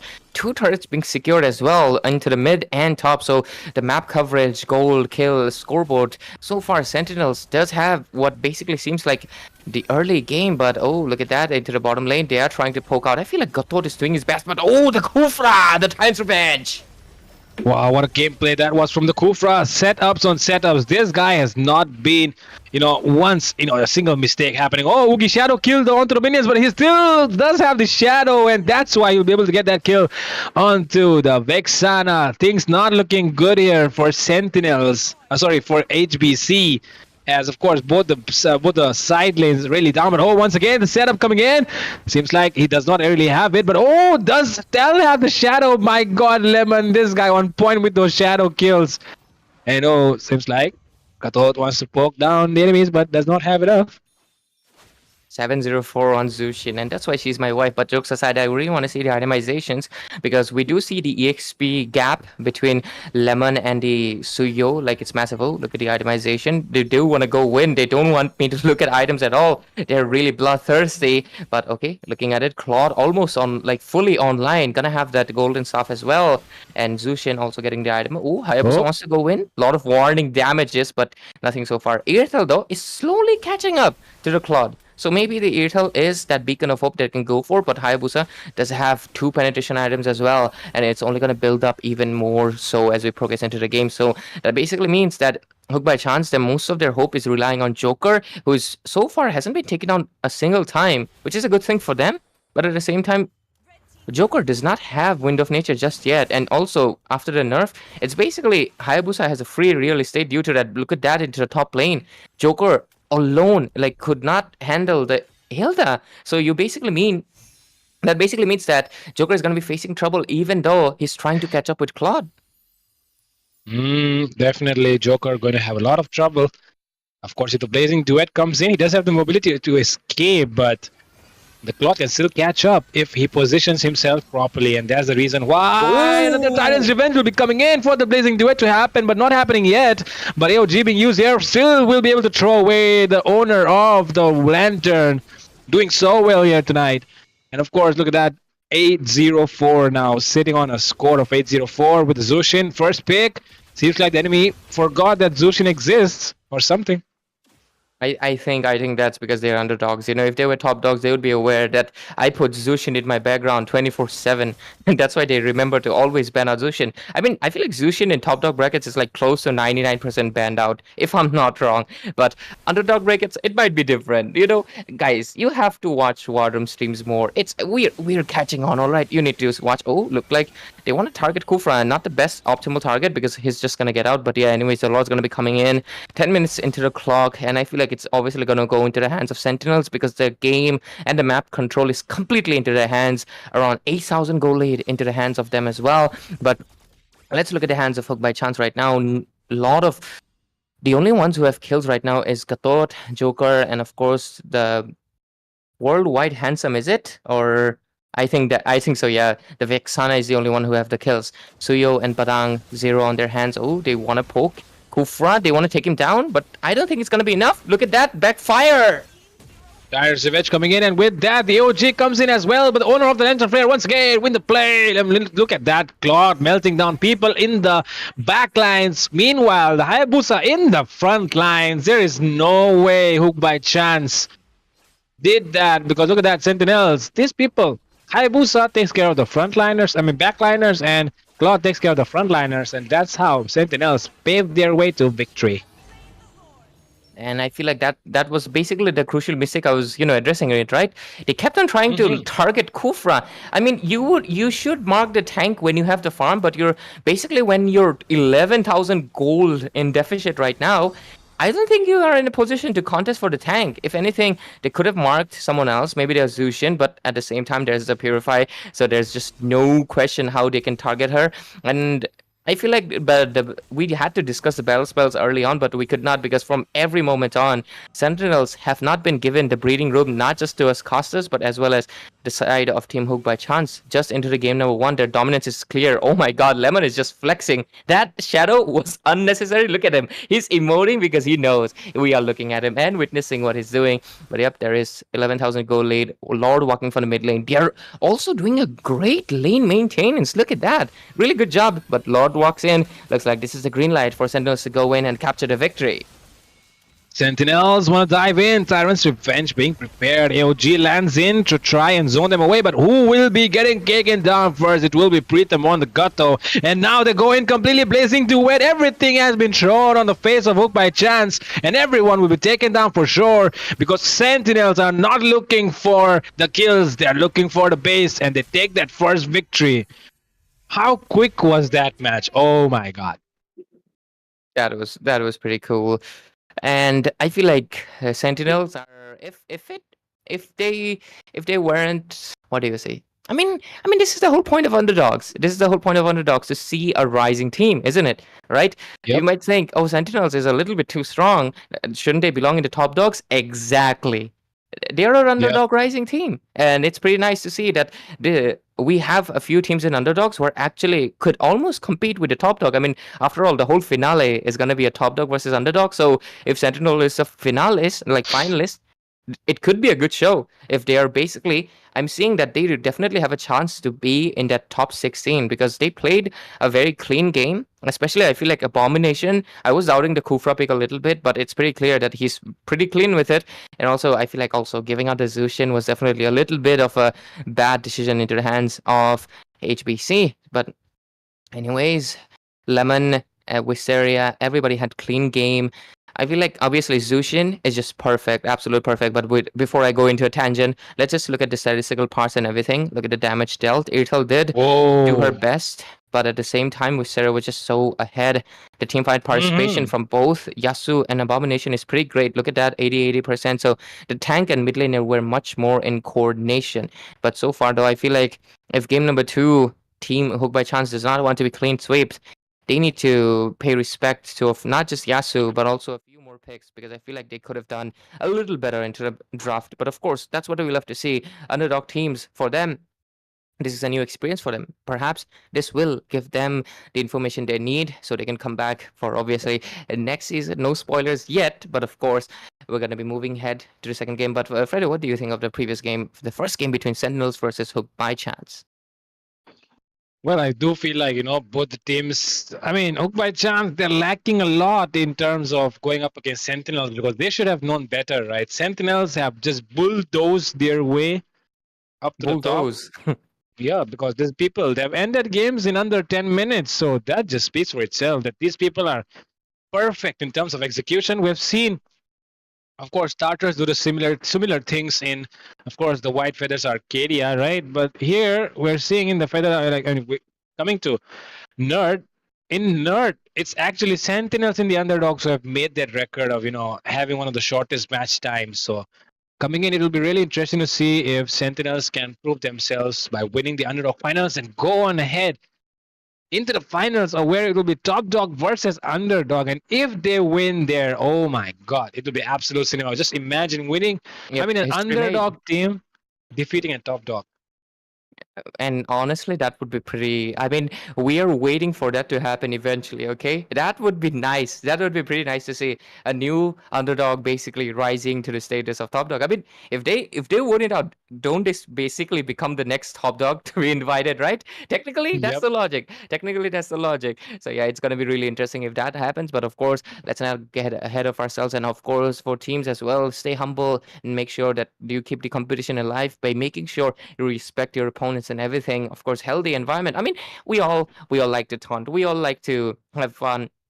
I mean, the whole game environment is built upon socialization, and of course, there's some fun to be had. But be respectful and always stay humble. But obviously, advices aside, I feel like Sentinels might just be clean sweep this game. But I might just also be giving it a caster's curse to see a game number 3 because I really want to see Hook by Chance to bounce back. I feel like they do have some potential, but I feel like their draft was, we can clearly see it was a little bit lower than what Sentinels were doing. So, but yeah, let's see what game number 2 has in store for us, because I do think they can force a game number 3, but at the same time, I also believe that Sentinels were also not exactly playing to the 100%. You know, they got the Zushin and they got really comfortable, and they almost knew that this game is 80% ours. And once they had that early to mid snowball, it was basically 100%, and they got the game in a clean and proper way. But game number 2, I feel like Hook by Chance is not going to be taking the chance of Zushin,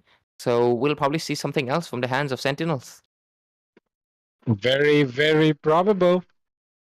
Because of course, Hook by Chance, they are not someone that you have not heard of, right? Of course, they are a well-known team. It's not like their tactics are unheard of. So yeah, Sentinels have definitely been on the spotlight for Yeah. some time, I'll say. Not like, for a long time, but yeah, recently they've come up and they have been so good that it's about time that, people take notice of Sentinels, right? The way that they win these matches in style, finishing off at the perfect time, going for the objective gameplay that we all like to see. Of course, kills are like, they're important to gain advantage, but it seems like the objectives are, of course, the better thing to go for if you're thinking about winning the game. So, yeah, that's exactly what Sentinels go for, and that's why they win. But, yeah, talking about winning, do you feel like Hook by Chance has a chance here? I mean, yeah, I'm basically hoping that you have a chance. I would love to see a game number 3, but at the same time, I did mention that Sentinels getting the Zushin got really comfortable. So maybe in the second game, not getting the Zushin would actually show us their potential, and we might just see Sentinels showing even a more cleaner game. But we'll have to wait for that. We'll have to wait for game number 2 as soon as possible, and we're going to be heading to that, of course. And till then, we're going to be yapping. I mean, we're casters, of course. Jokes aside, though, I feel like Joker was playing indeed a clean game. We really saw that he was able to win out the lane against Wisteria, right? So that basically means that he does have the potential to win out the gold lane. And as a gold laner, winning your lane is the most, like 99% of the work done. And of course, after that comes 1%, which is the main thing, is that you need to win out the lanes. You need to win out the team fights. Sometimes that 1% though does create a lot of massive difference. So I feel like maybe not. Maybe Wisteria can pull up something much better into the second game as well and not lose the lane, because I do feel like the whole reason the Irithel won it out was because of the fact that Irithel has the movement speed, Irithel has the defense shred with the second skill, and of course the poke ability with the first skill as well. So let's just see. Yeah, there is a message. So yeah, we'll take a short break, Ray, as there is some work going on right in the background to try and maintain the integrity and fairness of the tournament. So while that happens, of course, we have to try to keep you entertained. But yeah, don't go anywhere. We'll be right back after a short break.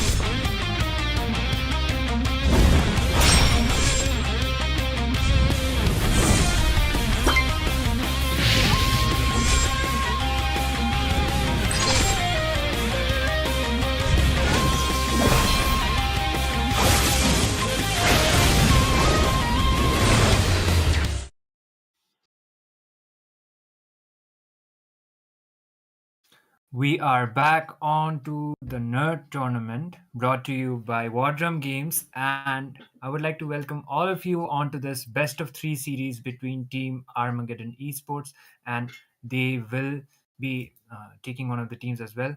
I'll be your caster Itami, and joining me will be Wands. So, Wands, give me your thoughts regarding Armageddon Esports as well as the other team. Armageddon. Yeah, the Armageddon team from Manipur, right? And these are, talking about Manipur, I mean, Armageddon, this is the team which I'm really, really familiar with. And I personally do know the player, the mid laner as well. So I have a little familiarity with the team Armageddon, and I'd say that they are a pretty average team. They're not like the strongest team, neither the weakest, and they have yet a lot to learn. So, they're coming here under this tournament, Northeast, the Underdogs tournament. They are here, to showcase their talent, and that's what they're here for. They're like, trying to make their, trying to pave their way through into the uh, competitive scene. So I'm like rooting for these teams because they are one of those smaller teams that don't get enough recognition. So yeah, Tommy, that's all I got to say regarding Armageddon. What about you? What's your opinion on them? Armageddon, onto the previous tournament, they were actually not here onto the Nerd 2.2. They have made their spot and they are here onto the lower brackets for the quarterfinals. So, MAF as well as Team Armageddon Esports, it Yeah. will be a do or die situation. So, this best of three will be deciding whether they are going to be staying on to this 2.0 tournament or not. Yeah. And they have decided, the draft has already been started. They decided to go out with a Kalea ban actually. So, Kalia ban is quite acceptable considering the fact how well she is doing onto the patch, Uh-huh. and there are other options as well, I would say, and that's all for now. And the jungling, you know what? One thing is, the as soon as the patch note drop, we have seen a lot of like adjustments. It was Yeah. assassin kind of meta, but now the fighter is the utility junglers are also quite rising up. The tanks are also there, but utility has also been adjusted. Mostly the Fredrin after his Uh-huh. buff. So Yeah. Fredrin can be quite possible if he is not banned out. Oh yeah, talking about the recent patch, right? Oh my god, what a spicy patch. We got to see a lot of adjustments, a lot of revamp as well. We got to see glue revamp as well as Kimmy. And on top of that, we even had a YSS adjustment, which was a little skeptical. Some said it was good, some are like it's bad. And personally, I feel like the YSS adjustment, I really, really do not like the indicator on the passive. It's like a big distraction for me. I was trying him out, in the evening, like let's give it a try, And boy, that indicator, it just hinders my gameplay a lot. So I feel like there should be an option, where we can like disable that or something. But yeah, and I'm talking about the bans, though, Itami. Look at the bans, coming up from the side of Armageddon. They are really, really, opting for those roam bans.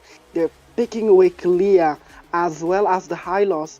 On the other hand, Team Maf, they're, not giving away those meta heroes such as Fusion and Lucas because they do not have the first pick. So they are banning them away, denying Armageddon of those meta heroes. I do agree, and three of the heroes they are already flex picks. The Kalia would have been going on to the EXP as well as the followed by the Hylos as well as the Lucas too. They are the flex picks, and one thing about the YSS is for now, the patch has recently been dropped, and his ultimate has got a revamp, a complete revamp. So that is the reason why he has been banned for the tournament scene, at least for the 2 weeks. Yeah. He is not the one. It is the Kimi as well as the YSS as well as the Glue. So these three heroes are permabanned for now, and they will just be wasting out the ban if they forget it out and just ban out the heroes. But Armageddon, they go out with another decent ban that is going to be that Badang. And these days it's mostly the flex bans getting prioritized first as well as the flex bans getting banned out first. So that is one of the main criterias for most of the teams. they don't want to give a flexible heroes to either of the sides as their Uh-huh. first pick. They Yeah. try to ban it out, but at the end of the day, something is just left out as the first pick. Oh yeah, definitely, because at the moment there's just like so many heroes that are in the meta that are, so flexible in the laning phases in the draft. And boy, here comes a Matilda ban from the side of Mav. They do not want to give away that flexible support such as a Matilda to our Megadon, so banning her away here was kind of good. And here we have our Megadon with the first pick. What are they gonna pick here? I'm not really sure what they're gonna go with, because the Sicilian and Granja are still open. They might opt for those, but we are yet to see what they might come up with. I do agree, and they are taking their time for the first pick. They might go out with the flex pick, and as I was expecting a flex, the flex will be the cutout Kacha. So he can go onto the EXP as well as onto the room, and the crowd controls as well as the engages coming up from him will be coming up quite handy for the side of Team Armageddon.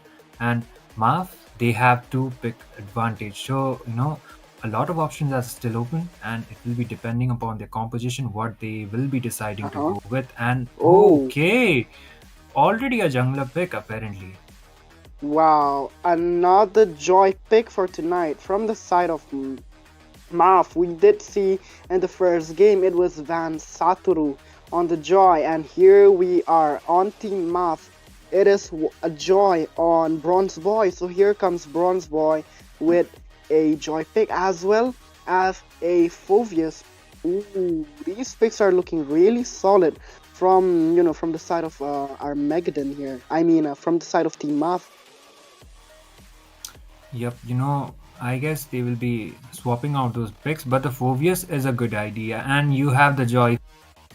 That means like they are just denying the fact they if they get the joy for themselves, Yeah. they will be banning out the Phoveus, because Phoveus with those infernal pursuit, as soon as the dashes are being used out, he is a menacing counter for that joy as well as the dash combination, like dash reliant heroes. So it is a good option banning out the joy. And Armageddon, oh my god, I was expecting the Fredrin, and there you go. The Fredrin is coming up, and it will most probably be going on to the jungle.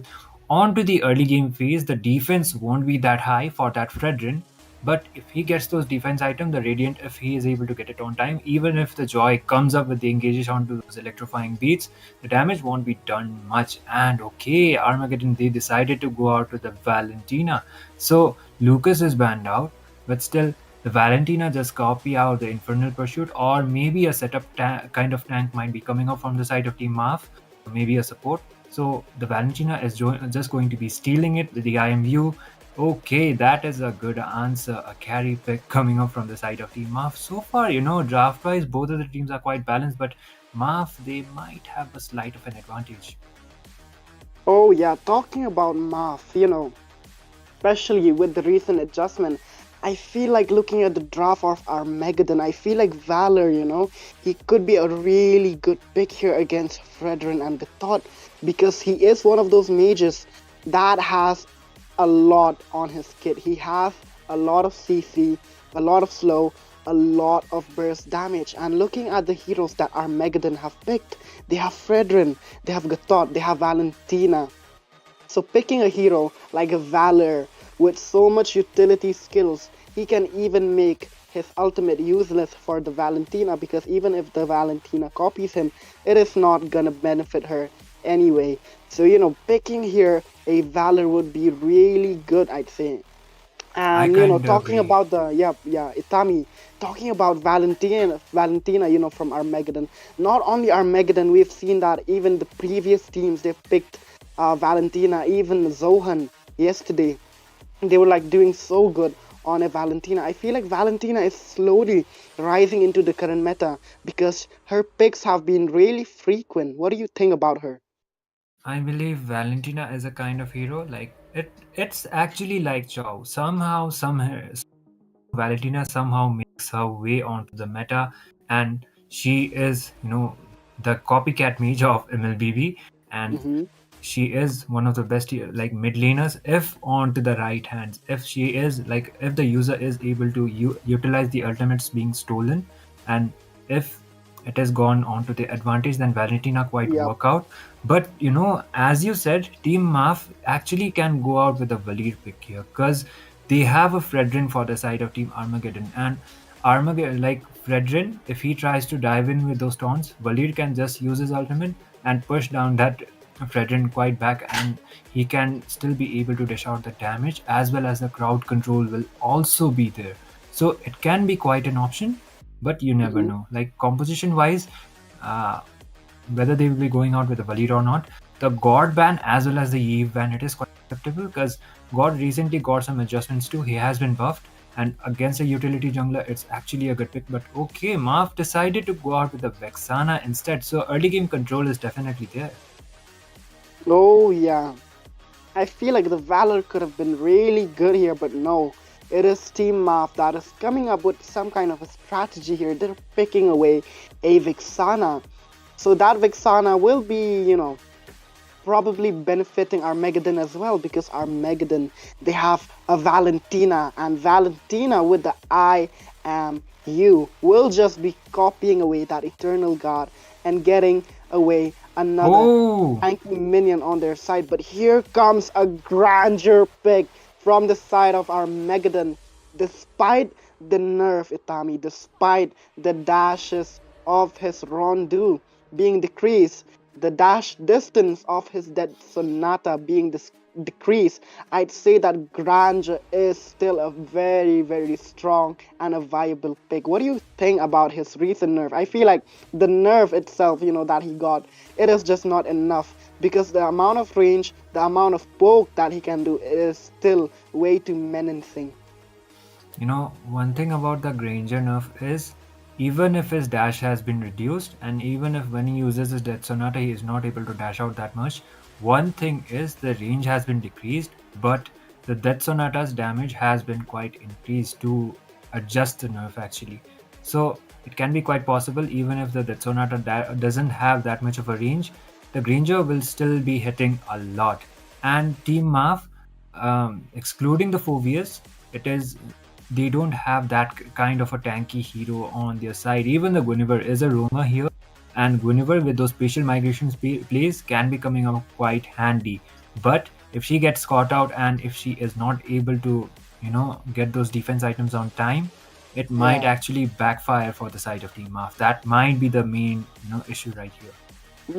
I mean, the Guinevere pick here, it's kind of sketchy, I'd say, because looking at the composition that Team Maf they have, it is looking, pretty skeptical as well, because if we take a look at their composition, it is only Joy that can, do some kind of things in the early game here, because it is Joy with the Rhythm of Joy and the electrifying beat that can burst out the Valentina as well as the Grandeur.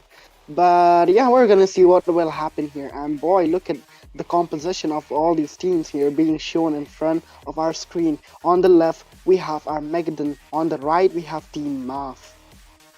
Exactly. And Team Armageddon, a lot of utility composition. They have the beefiness, they have the aggression, and their main damage source is going to be Ito on that Granger. So his farm will be deciding the pace of the game without how Armageddon will be able to adapt with it. Meanwhile, for the side of Team Maf, they have the damage for the side. Early game wise, there is the Joy and there are other people.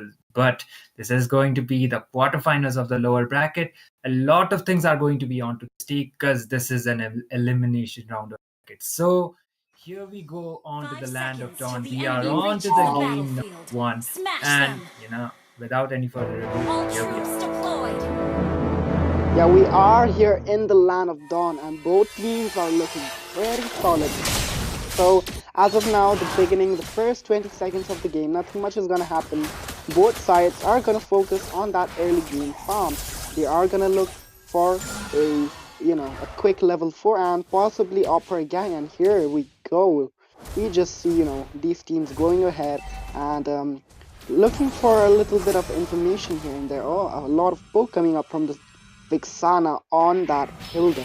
Ooh. Oh, look at the Guinevere as well. In the early game, the Guinevere is actually able to invade the buff, and look at her!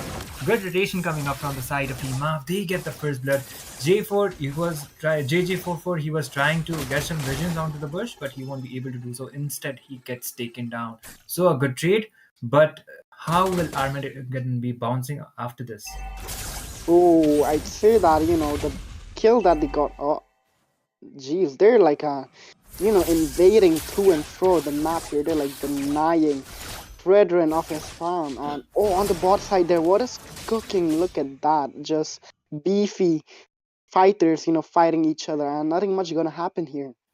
So the turtle is gonna spawn up in about 25 seconds, so we might see a little bit of skirmish there, here and there. And on the mid though, you see that the mages are just looking for that level 4 as soon as possible to provide that rotation for the turtle that they need here. Exactly, and Ito, he is just taking the gold crabs onto the tower in order to land those hits, and he is trying to match up with the gold the carry, but the turtle has already been spawned. Armageddon are actually the ones being contesting first. Joy can just dive in, but still I guess Armageddon will be able to get this one quite easily because the Guinevere is still not there for the engage. She might be coming out for that jump. There is the jump, but still Charlie Brown was able to get that turtle. There is the engage. Electrifying beats comes up from the chip. AOTG comes up right onto the time. The taunt is there, and the Joy will be going down on the hands of Charlie Brown. 140 as well as the turtle going down. Carry comes up with those neon light. Oh He my! was trying to dive in, but Charlie Brown goes down onto the process. The Abrasive Wrath won't be connecting. They are still trying to dive in, and Ryota will be forced to use out his flicker. A 1-for-1, but the turtle shield. Charlie Brown gets taken down, so Team Mav, they just found that trade. Ooh, Team Mav, they definitely got a better trade here. They already have 2 kills secure on their side, and boy, they did miss the turtle, but the kill was really worth it because Charlie Brown is the jungler, and losing a jungler in the early game is a bit of a disadvantage there. So yeah, Team Mav are looking pretty solid, and even the goal lead, they have like about 700 goal lead in the first 3 minutes of the game. So it is. Ooh, look at the Guinevere. One thing Guinevere needs to make sure of is she is not that tanky onto the early game. So sustainability will not be there, and she needs to play it out a bit safe in terms of those engages too. You need to be engaging, but you need to be making sure that you won't be giving those kills to the side of the enemy. So Armageddon Esports, the goal lead are not favorable for their side, at least for now. And Yeah. it will be depending upon the next engage. JJ44 is right there. Okay, folks might be coming up. Hilda was trying to dive in with the ultimate, and she will be able to get back. Carry somehow was able to sustain, and Guinevere did actually a good job. She was right there, and the Hilda, even with those engages, she had to make sure that she won't be getting caught down. There comes the electrifying beat. Garuda was forced to use the revitalize. Somehow he was able to save his life, but an important resource being wasted right before the turtle will be starting. Ooh, the turtle fight here. Oh my god. How did you see that? Infernal Pursuit's coming up from that four. And there is Bronze Boy trying to engage as well. And Bronze Boy somehow able to sustain as well as take a clutch onto that turtle. Yoma might be taken now. There is the AOTG migration coming on. 2 people. There is the engage team Mav wanted. They are able to get a 3 for 2. Charlie Brown was able to get a double for that, for that engage, but still 3 of the members for the side of Team Armageddon just like that fell down. Whoa, despite Armageddon getting turtles, they're losing a lot of member, and oh my god, just look at the Joy being a menace, being the Leonin she is, just going in with those rhythms, and providing that poke in and out of that turret as well. And boy, look at Armageddon on the other hand, they're like unable to respond back to Mav at the moment because they do not have those items yet. They do not have those stacks on Ito. Ito really needs to farm those stacks on the Grandeur, then only he will be able to shine, or else it is gonna be really hard for Team Armageddon because he is the only main damage dealer, and the rest are punching bags. Exactly. Even the Fredrin, as much as the hits gets landed up to him, the Abrasive Threat will be able to dish out that damage. It depends upon his stacks. But as you said, main damage dealer will be Ito. And Ryota can come up with those engages with his, IMU copied ultimates, but it's only realistically, it's only the Infernal Pursuit he can copy, as well as the electrifying beats and the Eternal Guard. So Eternal Guard engages wise is good, but the damage won't be that continuous. So he needs to be a bit, the decision making should be good. And there is another engage forced to use our flicker. AOTG comes up and Ryota goes down onto the process. They are still trying to dive in. Your mom goes in with the Infernal Pursuit. He is still trying to dive in. Bronze Boy is trying to do the sustainability as well as the stun coming up from him. There is another engage. Oh, there is the spatial migration as well. Revitalize being popped down. Charlie Brown goes down onto the process. There is a 2-for-0. Marv winning the team fights, and looks like they will be able to contest as well as they will be able to take a free turtle. Whoa, oh my god, man. Team Mop, they're like they're massacring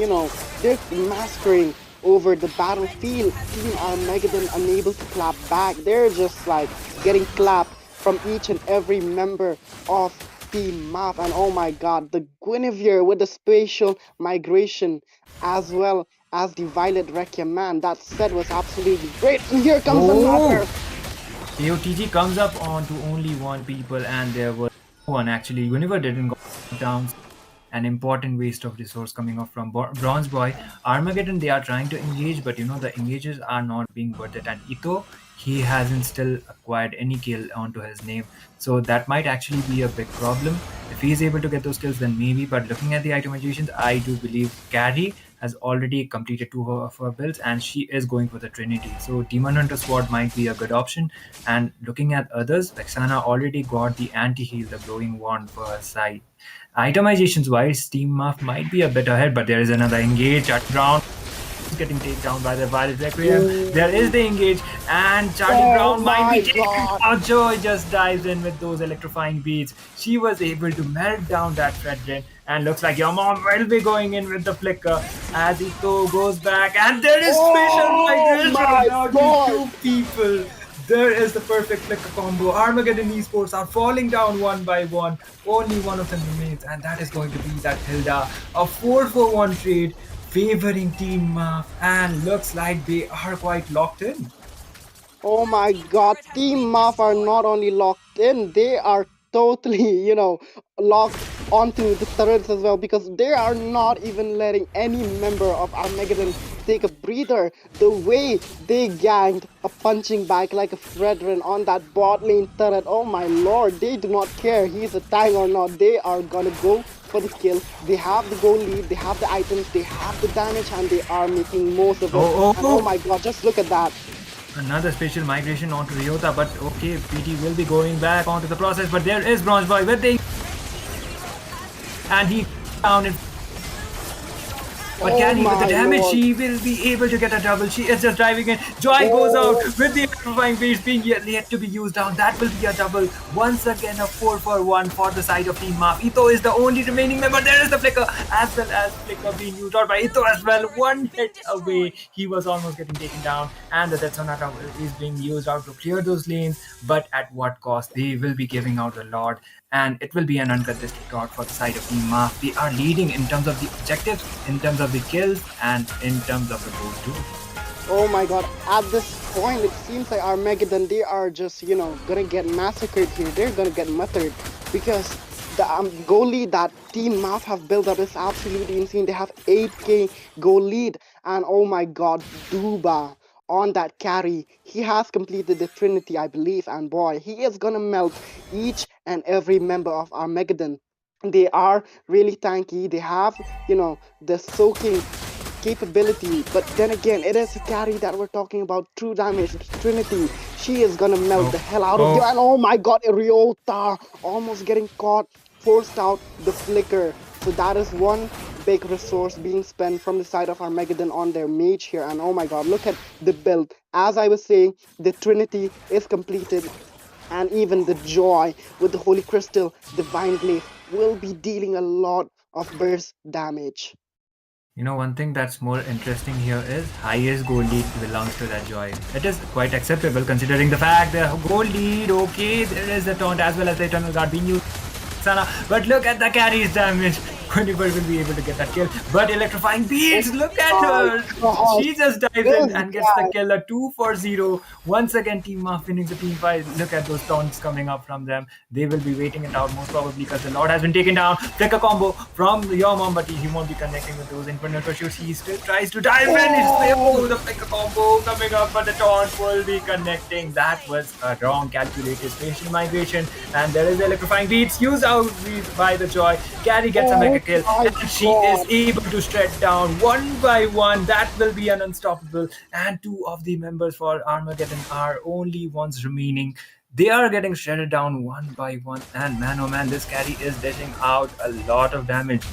Even if they try to go out back to the flicker, the basic attacks are still going to be hitting, and looks like they will be trying to dive in with those minions. And the base is wide open. The Ranger is still trying to defend, but Etho might be getting taken down onto the process. There goes Your your mom. mom. The aggressiveness coming up from him.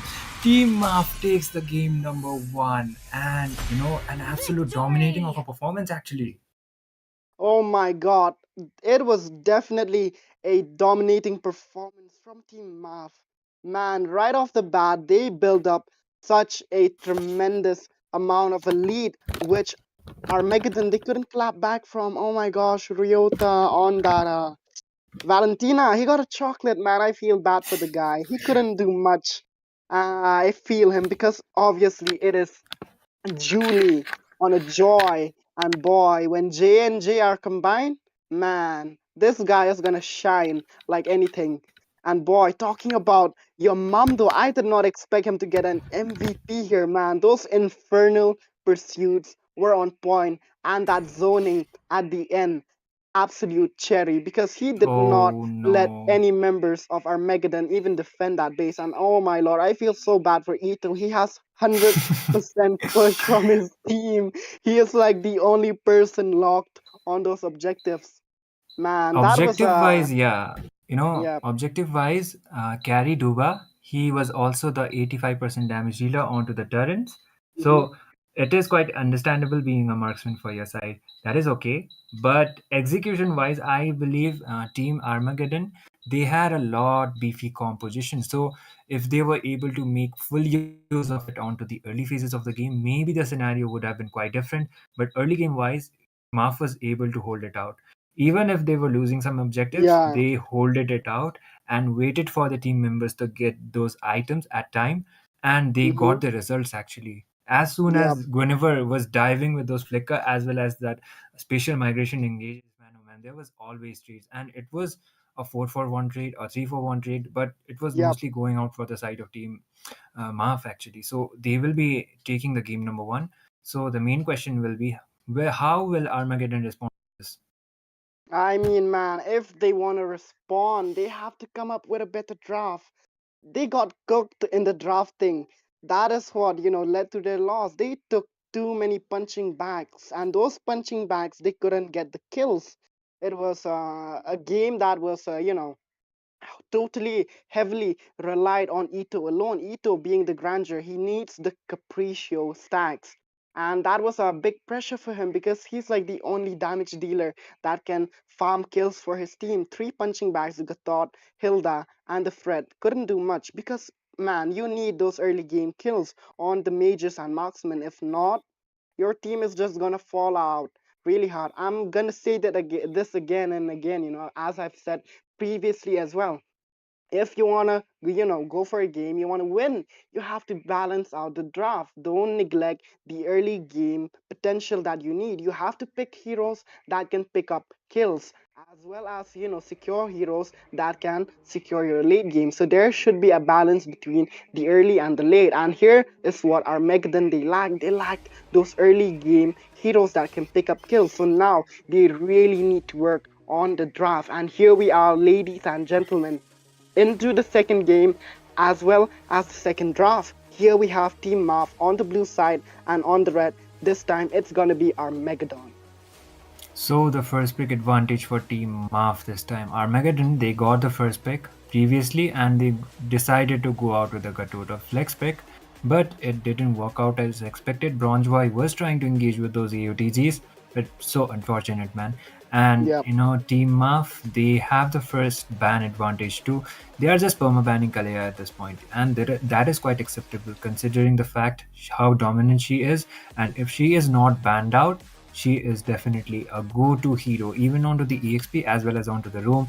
Badang is Mm-hmm. also quite understandable, as well as the Jushin. So Jushin, if the Jushin is getting banned out, they will be trying to prioritize the Lucas. But we are onto the series, we are seeing the Lucas ban. So Yep. I wouldn't be actually surprised they go out with another Lucas ban for either of those sides. And Yep. first pick, once I can actually bet on that it is mostly going to be a flex pick. Oh yeah, definitely it might be a flex pick here because looking at the Math here, they are always one of those teams that really like to opt for those flex pick. So I'm pretty sure it is going to be a flex pick as well. But then again, here we are in the draft and third ban, it's coming up from the side of Math. What could it possibly be? Maybe a mid lane ban. I'm not sure what we might see here from Team Maf, but here comes the ban, and it is to be revealed. So, what do you think, Itami? What could be the third ban from the side of Maf?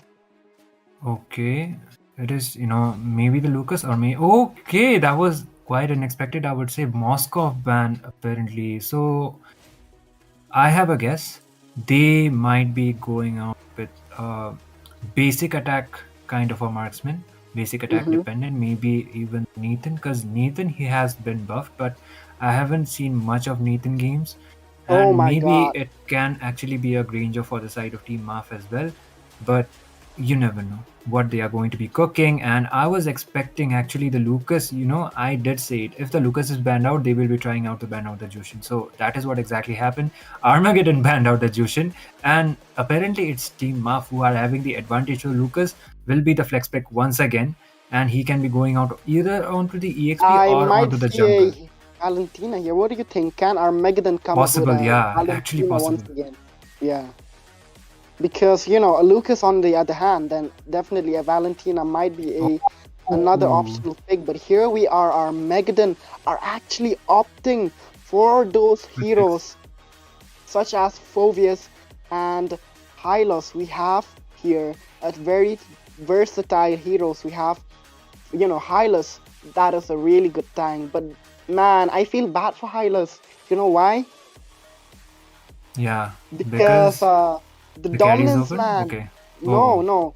Because the dominance ice, it has been changed. The yeah. mana, the flat mana that the dominance ice provide is actually removed. It is replaced with an extra 250 HP. So, Hylas being one of those heroes that consumes a lot of mana, building that dominance ice does provide him, that mana that he needs. And man, that mana being removed is gonna hit Hylas a bit too much in the mid and early game there. So that is something he has to Oh, look out for as well. oh Oh no. my gosh. Oh no. Oh no. Another carry pick from the side of Maf. This is basically deja vu. You're gonna pick tanky front line, you're gonna pick punching bags. Fine. I'm gonna put on the gloves and I'm gonna punch the hell out of you because I'm gonna go and pick a carry. Here we are, Team Maf, once again with a carry pick. Absolutely ready to obliterate these tanky front lines, man. This is what we saw in the previous game as well. Armageddon coming up with those punching back, and here we have Team Muff putting on those gloves, ready to punch the hell out of these punching bags. One thing I would like to suggest Team Armageddon, like to Ito specifically, you need to win against that carry onto the lane. You Yep. need to. Because, oh my god, we completely forgot about the Hanzo.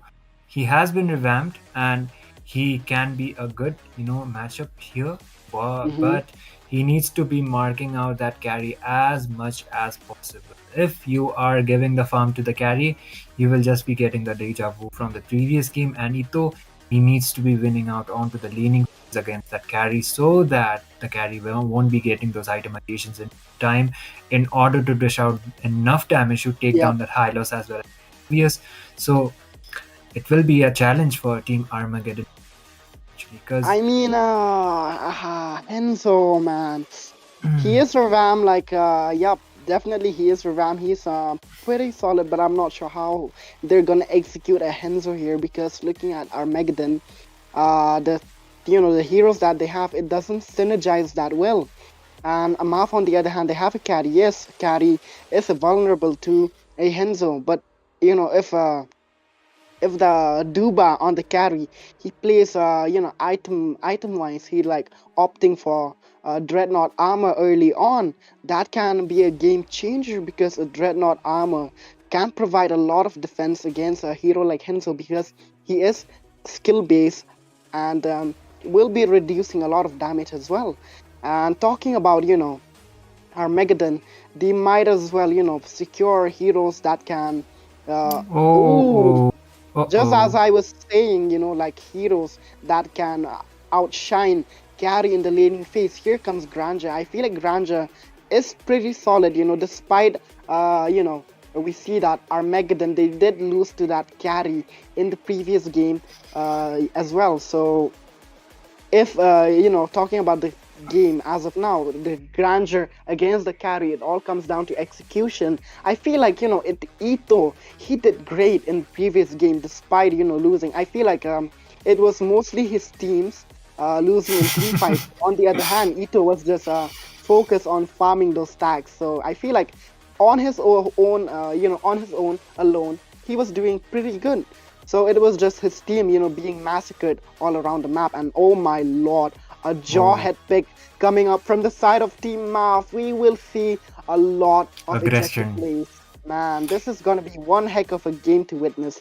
Ito, I feel bad for you, man. If that jawhead is locked onto you, he is gonna throw the hell out of you with that ejector.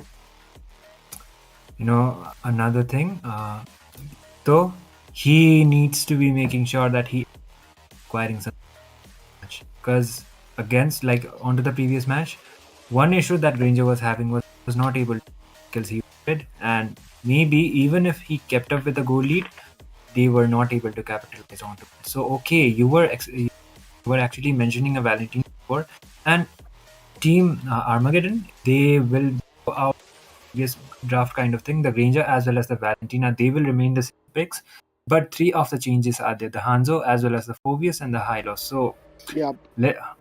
how well the changes are going to be adapting, that will be in question. But another thing is Team Maf, they have the early game aggression for this, because the Farsa is there as well as the Jawhead with those ejector plays. He will fully mark it though, and fully try to get those kills for his carry, and they will try to play aggressively as much as possible, because having the Jawhead Yep. for your side is that main objective. So apparently it is a Lucas jungle, so early game advantage is definitely for the side of Maf. So the main question is how well Armageddon will be. Yeah, and talking about Armageddon, they have a Valentina on their side. So she can, copy Beast of Light form or the Fed Airstrike, which is two great ultimates for the Valentina itself. And talking about the Hanzo can, look for Farsa, try to get the kills on her, or the carry, because the other three heroes, I don't feel like Henzo can even, deal much damage to them. It is a CC, it is a Jawhead, it is a Lucas that we're talking about. So for Henzo to chase down these heroes would be pointless, and he just has to focus on that carry and that Farsa. Exactly, and this will be the decider for Team Armageddon, and it will decide whether they will be staying on to. We are on to the loading screen. W to the production once again, and hopefully Team Armageddon, they might be coming up back, but this will be a match point for the side of Team Maf. If they are able to keep up with it, they will survive onto this tournament. Game number 2. Here we go onto the land of tournament. Ooh, game number 2. It is a pretty pressurized game for Armageddon, because they have already lost a point to Team Maf. And if they lose another game, they're gonna be eliminated. So they have to, give their best in this second game.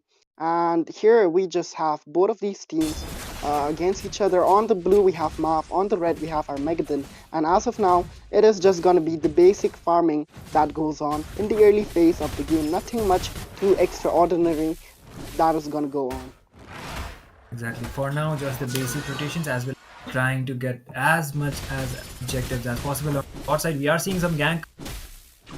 His, CC is a natural counter against that. So your Yep. mom, he will be having better time compared to the focus onto the leaning phase at least. But how well will be going on to that team fight matchup? Oh, will be look at in the top question. lane. Onto the top side, the engages are still going around, but still Ito, he is aware of his positioning and he will be trying to play as safe as possible. The turtle about to be spawning, but onto the bot side, there might be another gank up. Okay, escape.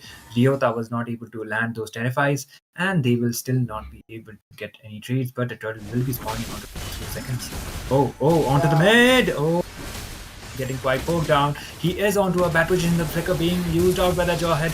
Ryota was also forced to use out his flicker. Hanzo comes up with the Minoha and there is the ultimate getting going down, and the turtle yet to be spawning. Charlie Brown has already traded out his ultimate. He is very near to be contesting it. Bronze Boy is getting quite poked down, and there might be a first blood being used. Farsa Senju was able to get the first blood, and Team Maf already with that aggression play. My god, Team Maf already coming up with a first blood on the EXP, so that will create a lot of space for them to gather. Yo-Yo Blitz being used out by the CC. There is the once again used down. Look at this. Your mom gets another. Team Armageddon are falling down one by one. Ryota goes down as well. 3-4-0, and there is the engage. Ito comes out right onto the backup, but he won't be able to find any trades. Bronze Boy landing those hits onto that Jawhead, but they will be disengaging. They got their objective, and they will just be going back. 3-4-0 as well as a turtle, and Team Maf already showing that aggression. And look at onto the top side. Gold Tower has been left out completely. So carry, one thing I was warning them about, maybe the carry will be able to outfarm Ito once again. Oh my gosh, if Duba manages to outfarm, it is gonna be a deja vu itself because, man, oh my lord, look at the mid side. Feather Airstrike right on time this time. The copied Feather Airstrike actually going down onto the process, but Ryota goes down too. Lucas comes up with a beast form engage, and he is still trying to play aggressively. He might actually get the double, but no, this time Charlie Brown gets the trade, and that will be a 1-for-1 trade actually for both. 2-for-1 actually for the side of Team Maf once again.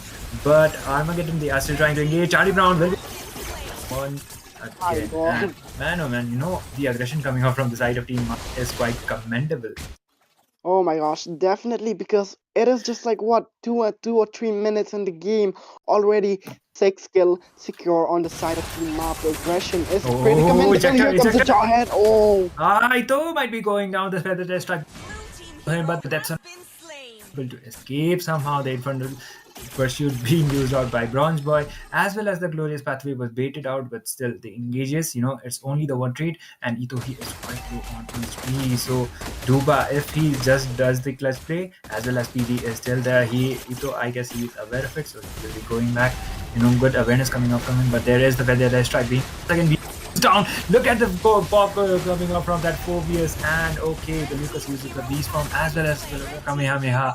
This time Bronze Boy goes down as well as JJ44. Aggression is coming up from the side of Team Armageddon, but it's not paying them back. Oh my gosh, I mean, they are pretty aggressive, but then again, they are losing a few members here and there.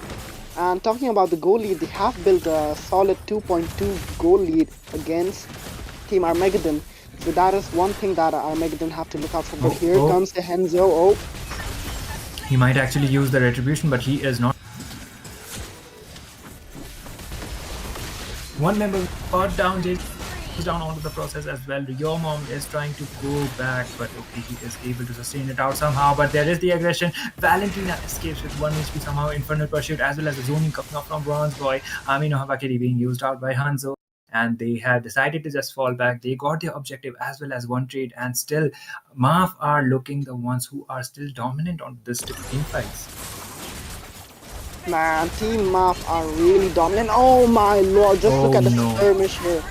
Oh, Senju as well as Charlie. Okay, 1-for-1 trade for both of the sides actually, and PD will be losing his life, but that's actually a good trade because Charlie Brown falls down actually that's the third time he falls down onto this game. So PD, he already got the anti-cuirass, so sustaining against that Hanzo will be a good idea. Also against that Granger actually, because Granger is a physical damage hero and anti-cuirass mostly does the counter. Like the damage won't be that much compared to the previous games, but there is another engage. Your mom needs to go back. There is a glorious pathway. Itto finally gets a trade, and this time your mom goes down onto the engage is coming up. Bronze Boy still trying to dive in, and PD was forced to use out his flicker, but Duva dives in, as well as the Lucas. They are still diving in, and their beast form has been copied out by Ryota, but he won't be able to do the sustainability like the Lucas does.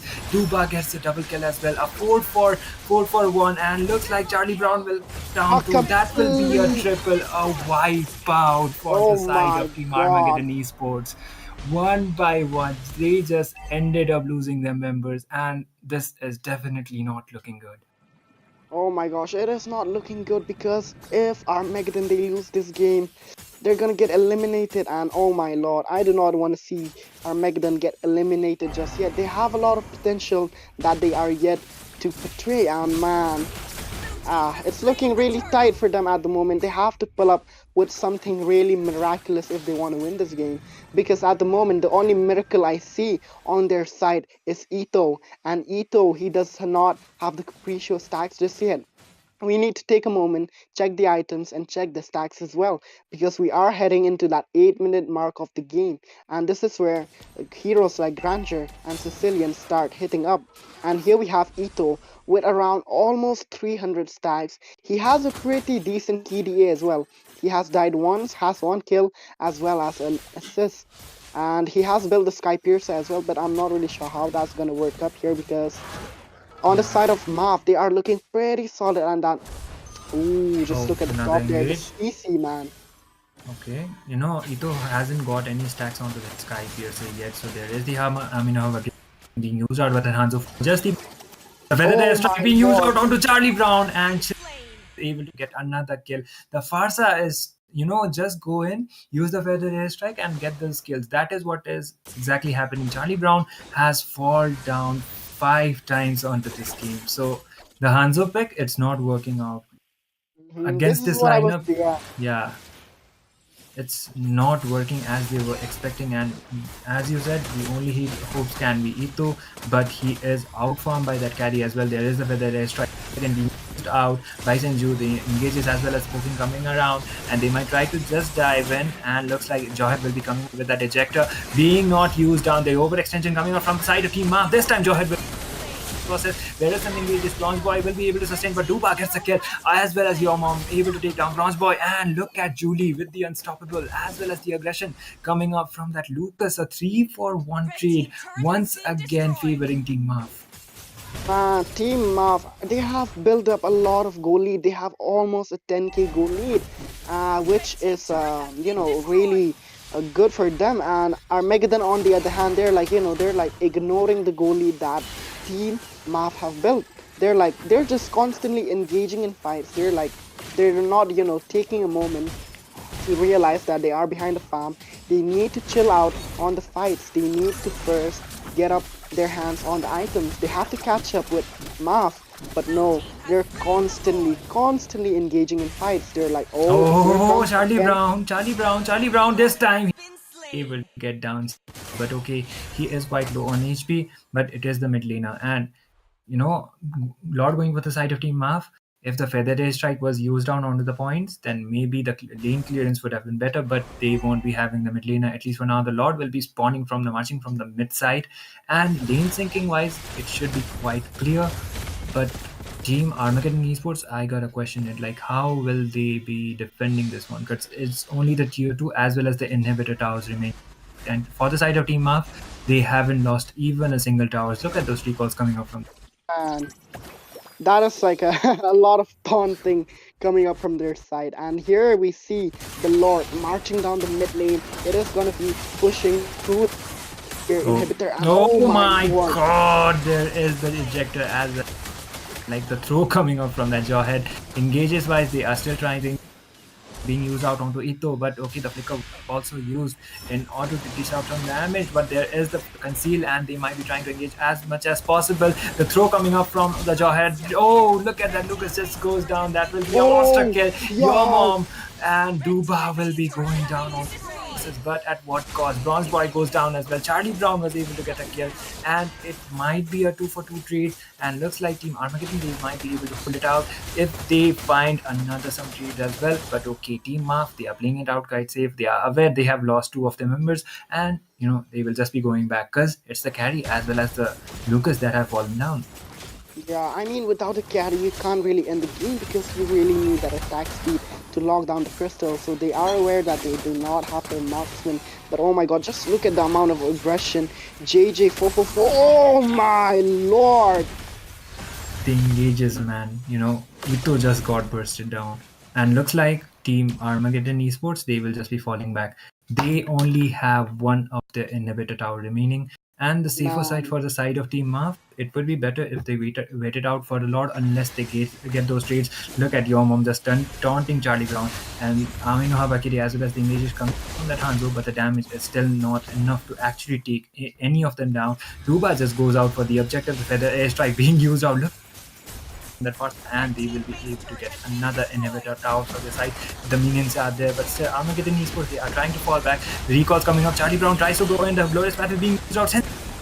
Process Bronze Boy was able to sustain. Your mom goes back as well, but there is the engage. Duba is able to take down Bronze Boy, and that will be a double for Duba. Might be another triple, but okay, Julie has fallen down. Duba will be going back, and two for two trade. Actually, Armageddon are fighting back, and the Lord will be spawning onto the next few seconds. So there's actually a good trade, and the question is, will Team Armageddon try to contest it, Lord, or will they not? I feel like they can actually contest this because, Julie is still yet to spawn, and here they are already on their way to the secured lot. But then again, you have your mum there with the yo-yo blitz, just providing a lot of warning. Duba. Look at Duba. Okay. Diota almost got taken down, but Team Maf, they should play objective wise, I guess. Over engaging any team fights actually backfire them at this point because Ito still has a good KDA, and if he is able to just land those free hits and able to take some of the members down, it will be a complete turnover of games. There is another engage coming up down on process. That will be a mega kill for Han. So looks like Charlie Brown is finally online. He hasn't been shut down yet. Ito goes down for that Lord, and looks like Armageddon Esports, they might be able to get it, but Julie tries to go in with a Billy. Julie is Lord somehow, and looks like Julie will be. Carry and the Farsa was trying to go out with that backdoor play, but okay, they will be able to defend it. But you just notice one thing? With that, they bought enough time onto the base. They were trying to do that backdoor push, and Julie was the one who got the Lord. Yeah, I mean, man, Julie, he secured that Lord despite, them being clashed, being clumped onto that one space. And boy, they almost got to backdoor as well. But then again, there was no minion left for that backdoor. And even Ito, he came just in time to defend the base. So that was one heck of a play that Duba and, Shenzu were trying to pull up.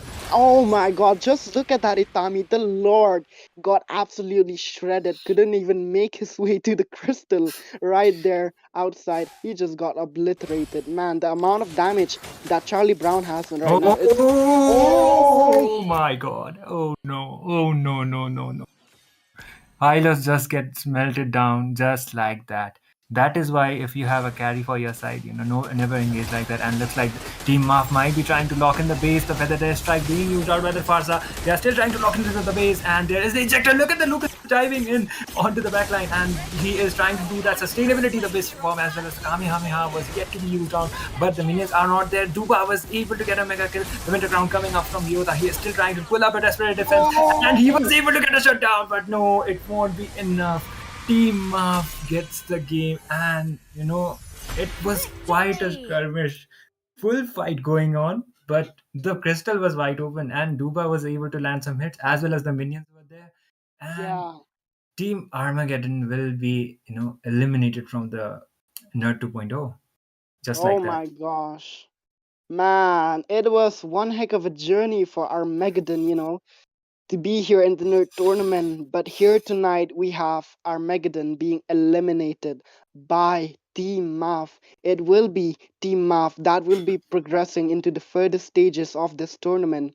And with that, sadly due, we have to say our goodbyes to Team Armageddon. Maybe they can come back next season stronger with more practice and much more hard work. And boy, it is just really sad to see Armageddon, say goodbye tonight here.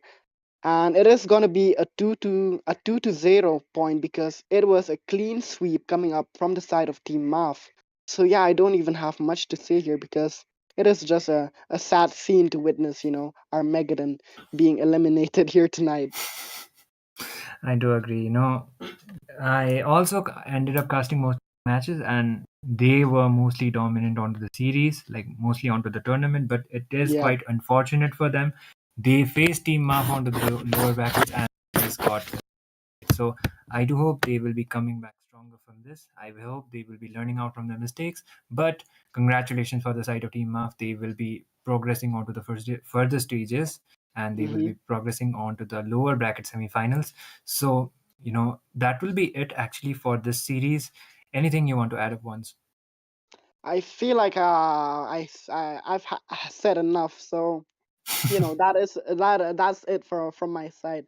So yeah, and I guess this is it for now. I think there's like one more team that is yet to play, and another set of casters will be coming up. So yeah, do you want me to wrap it up for us, Itami? Yep, that will be it, I guess. And I guess it's Yeah. Team Dads and Sons and IGN. I do think it is IGN Yep. going up against each other, and it will be another do or die situation for both of the sides. So a lot of things are going to be onto the stakes. We will be back with another set of casters. Till then, stay tuned, and we will be back with a short break.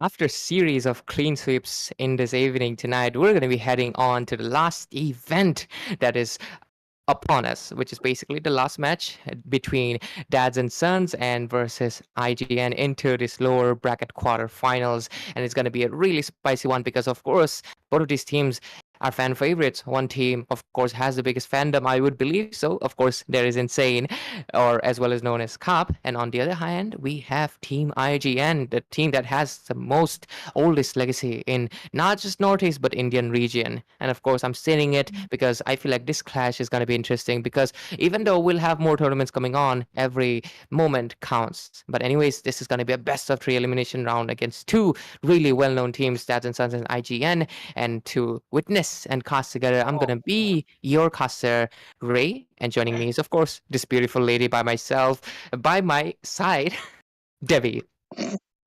Yeah, you are the beautiful lady, right? So I'll be the gentleman here. Oh my It's so god. interesting. Yep, you Hello, mister. literally Are you walked free into tonight? this. Well, now we are definitely free tonight because we are going to be witnessing the clash of friends, friends to rivalry. It's going to be very interesting because it's like you mentioned, IZN and DNS, they have been friends for the longest time, and now they're going to be facing off in this best of 3 series, and it's going to be a do or die, Ray, right? Whoever wins going into the next round, whoever lost, it's everything down the drain. So both of the teams will not try to lose that side. They want to go all in. They want to go with this best of 3 series. They want to win, take this series to their own hands. So we're going to be seeing what the teams are going to be doing because right now we'll be jumping into the drafting phase. Datsunson onto the blue side and IZN onto the red side. And having the first pick, it's going to be interesting what DNS is going to be picking up because DNS and IGN, both of these teams have really notable junglers. Both of them really fast hands and have really good mechanic skills into those assassins. So right now, considering the fact that Zohunt was on the rise, for a simple reason, it looks like the meta has shifted a little bit to the fighters. So it's going to be really interesting how these assassins are going to be working. I mean, Debbie has a fun little statistics to share about both these junglers, though. I feel like you should be the one who to state it because of course we discussed stuff beforehand. I feel like Debbie, you should definitely address it. But you know what? Let's keep it for in game. Let's see the first turtle fight, and that one is going to be interesting. If you know already, it's going to be 30-40, right?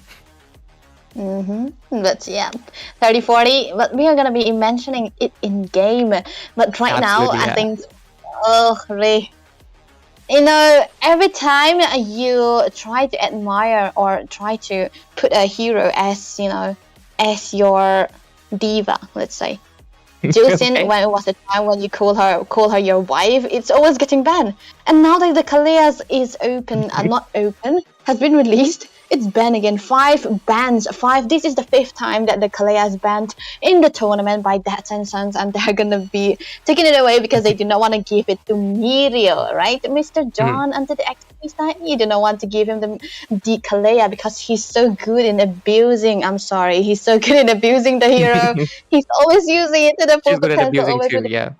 Yeah, he's good at those. So Kalea, is in a good hands on Miriel. So I think Dads and Sons, they are going to be taking it away. But onto the other side, IZN, even if they have respect, who's so good as assassins, we can say that Insane is onto the other side as well. So Fanny is not something you do not want to trade away. So ban it away, take it away, but the Matilda has to go too. Absolutely. And don't worry about the names. Sometimes there are a few errors our production will make sure, because I know a lot of people are probably going to be mentioning out that why is Witch on DNS and Invoker is on IGN. Don't worry about it. It will get fixed. There's no, you might think did they switch sides? No. The fact that we mentioned friends and rivalry doesn't mean that they're going to switch sides as well. Yeah, but jokes aside though, yeah. IGN versus DNS, both of these sides. Oh, okay. Damn, our production is really fast on doing those kind of stuff. But yeah, jokes aside, looking at both of the draft, I feel like Zushin is, of course, should be banned out because, of course, Invoker and Witch, both of them are really excelling at controlling the mid lane, especially right now into this patch. So, of course, I feel like they should possibly contest out the mid lane, because I feel like, I mean, I just mentioned it, right?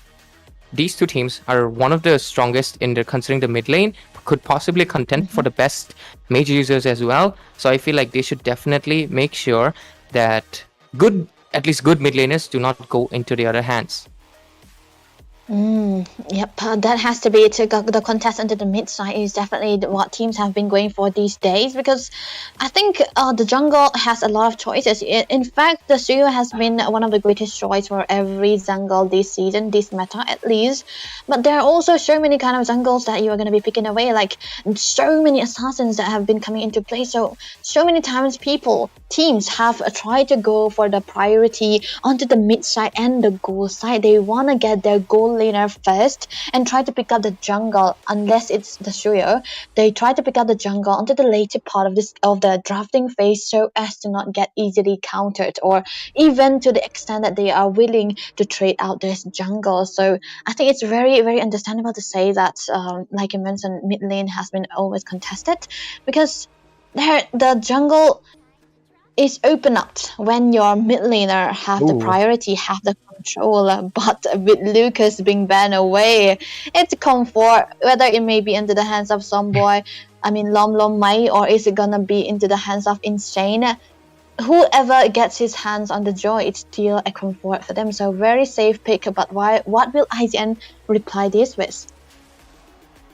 It's going to be interesting because Hayabusa is still left out open. There's the Harith. I know Harith and Gringer have been hit with the nerf hammer. Finally, it's been a while that I've been waiting. Oh, IGN immediately responds back with two tanky contenders. They do not even hesitate. Immediately, they lock in on the Phobius and Gatot. So Meteor is possibly going to be the main frontliner, and Gatot is going to be the initiator, waiting for those pesky moments, looking for those good spot to land at AOG. So on the other hand, though, DNS, I feel like having two frontliners carry does seem, a little bit delicious.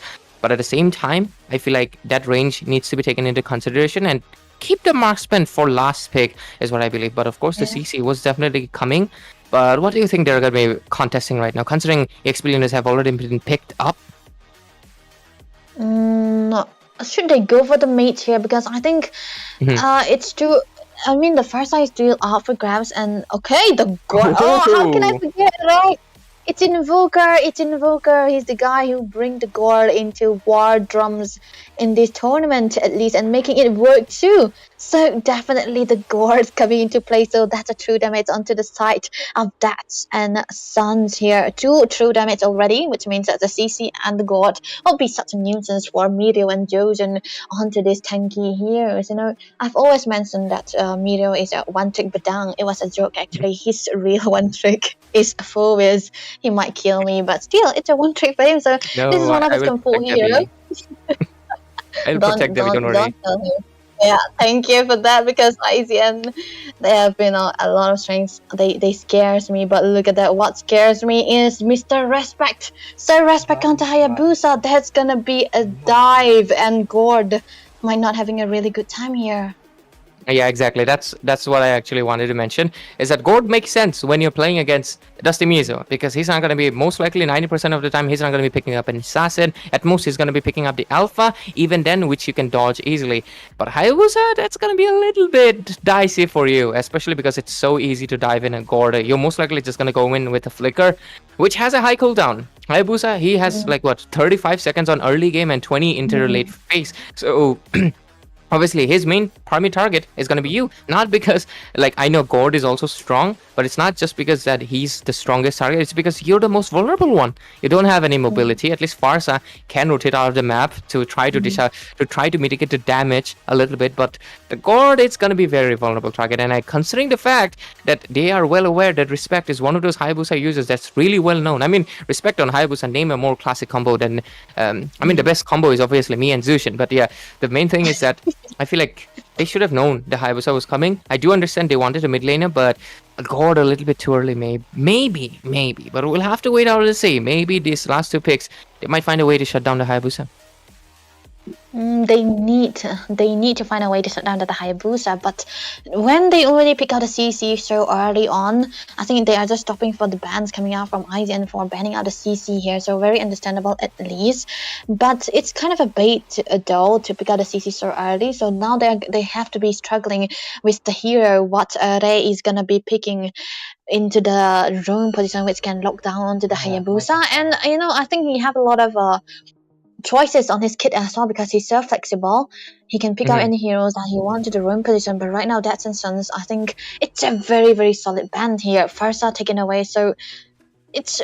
I really like the Farsa being banned here because of the mobility that she have, just like you mentioned before, and the high damage that she provides as well, and she gave a lot of PTSDs onto the boosters because you never know where she will be flying around with the book of a husband that she have. So definitely a good choice. But the first and the head is banned together by DNS and IGN taking out the aroma. So okay, they are just narrowing down the choices for Areh to pick up.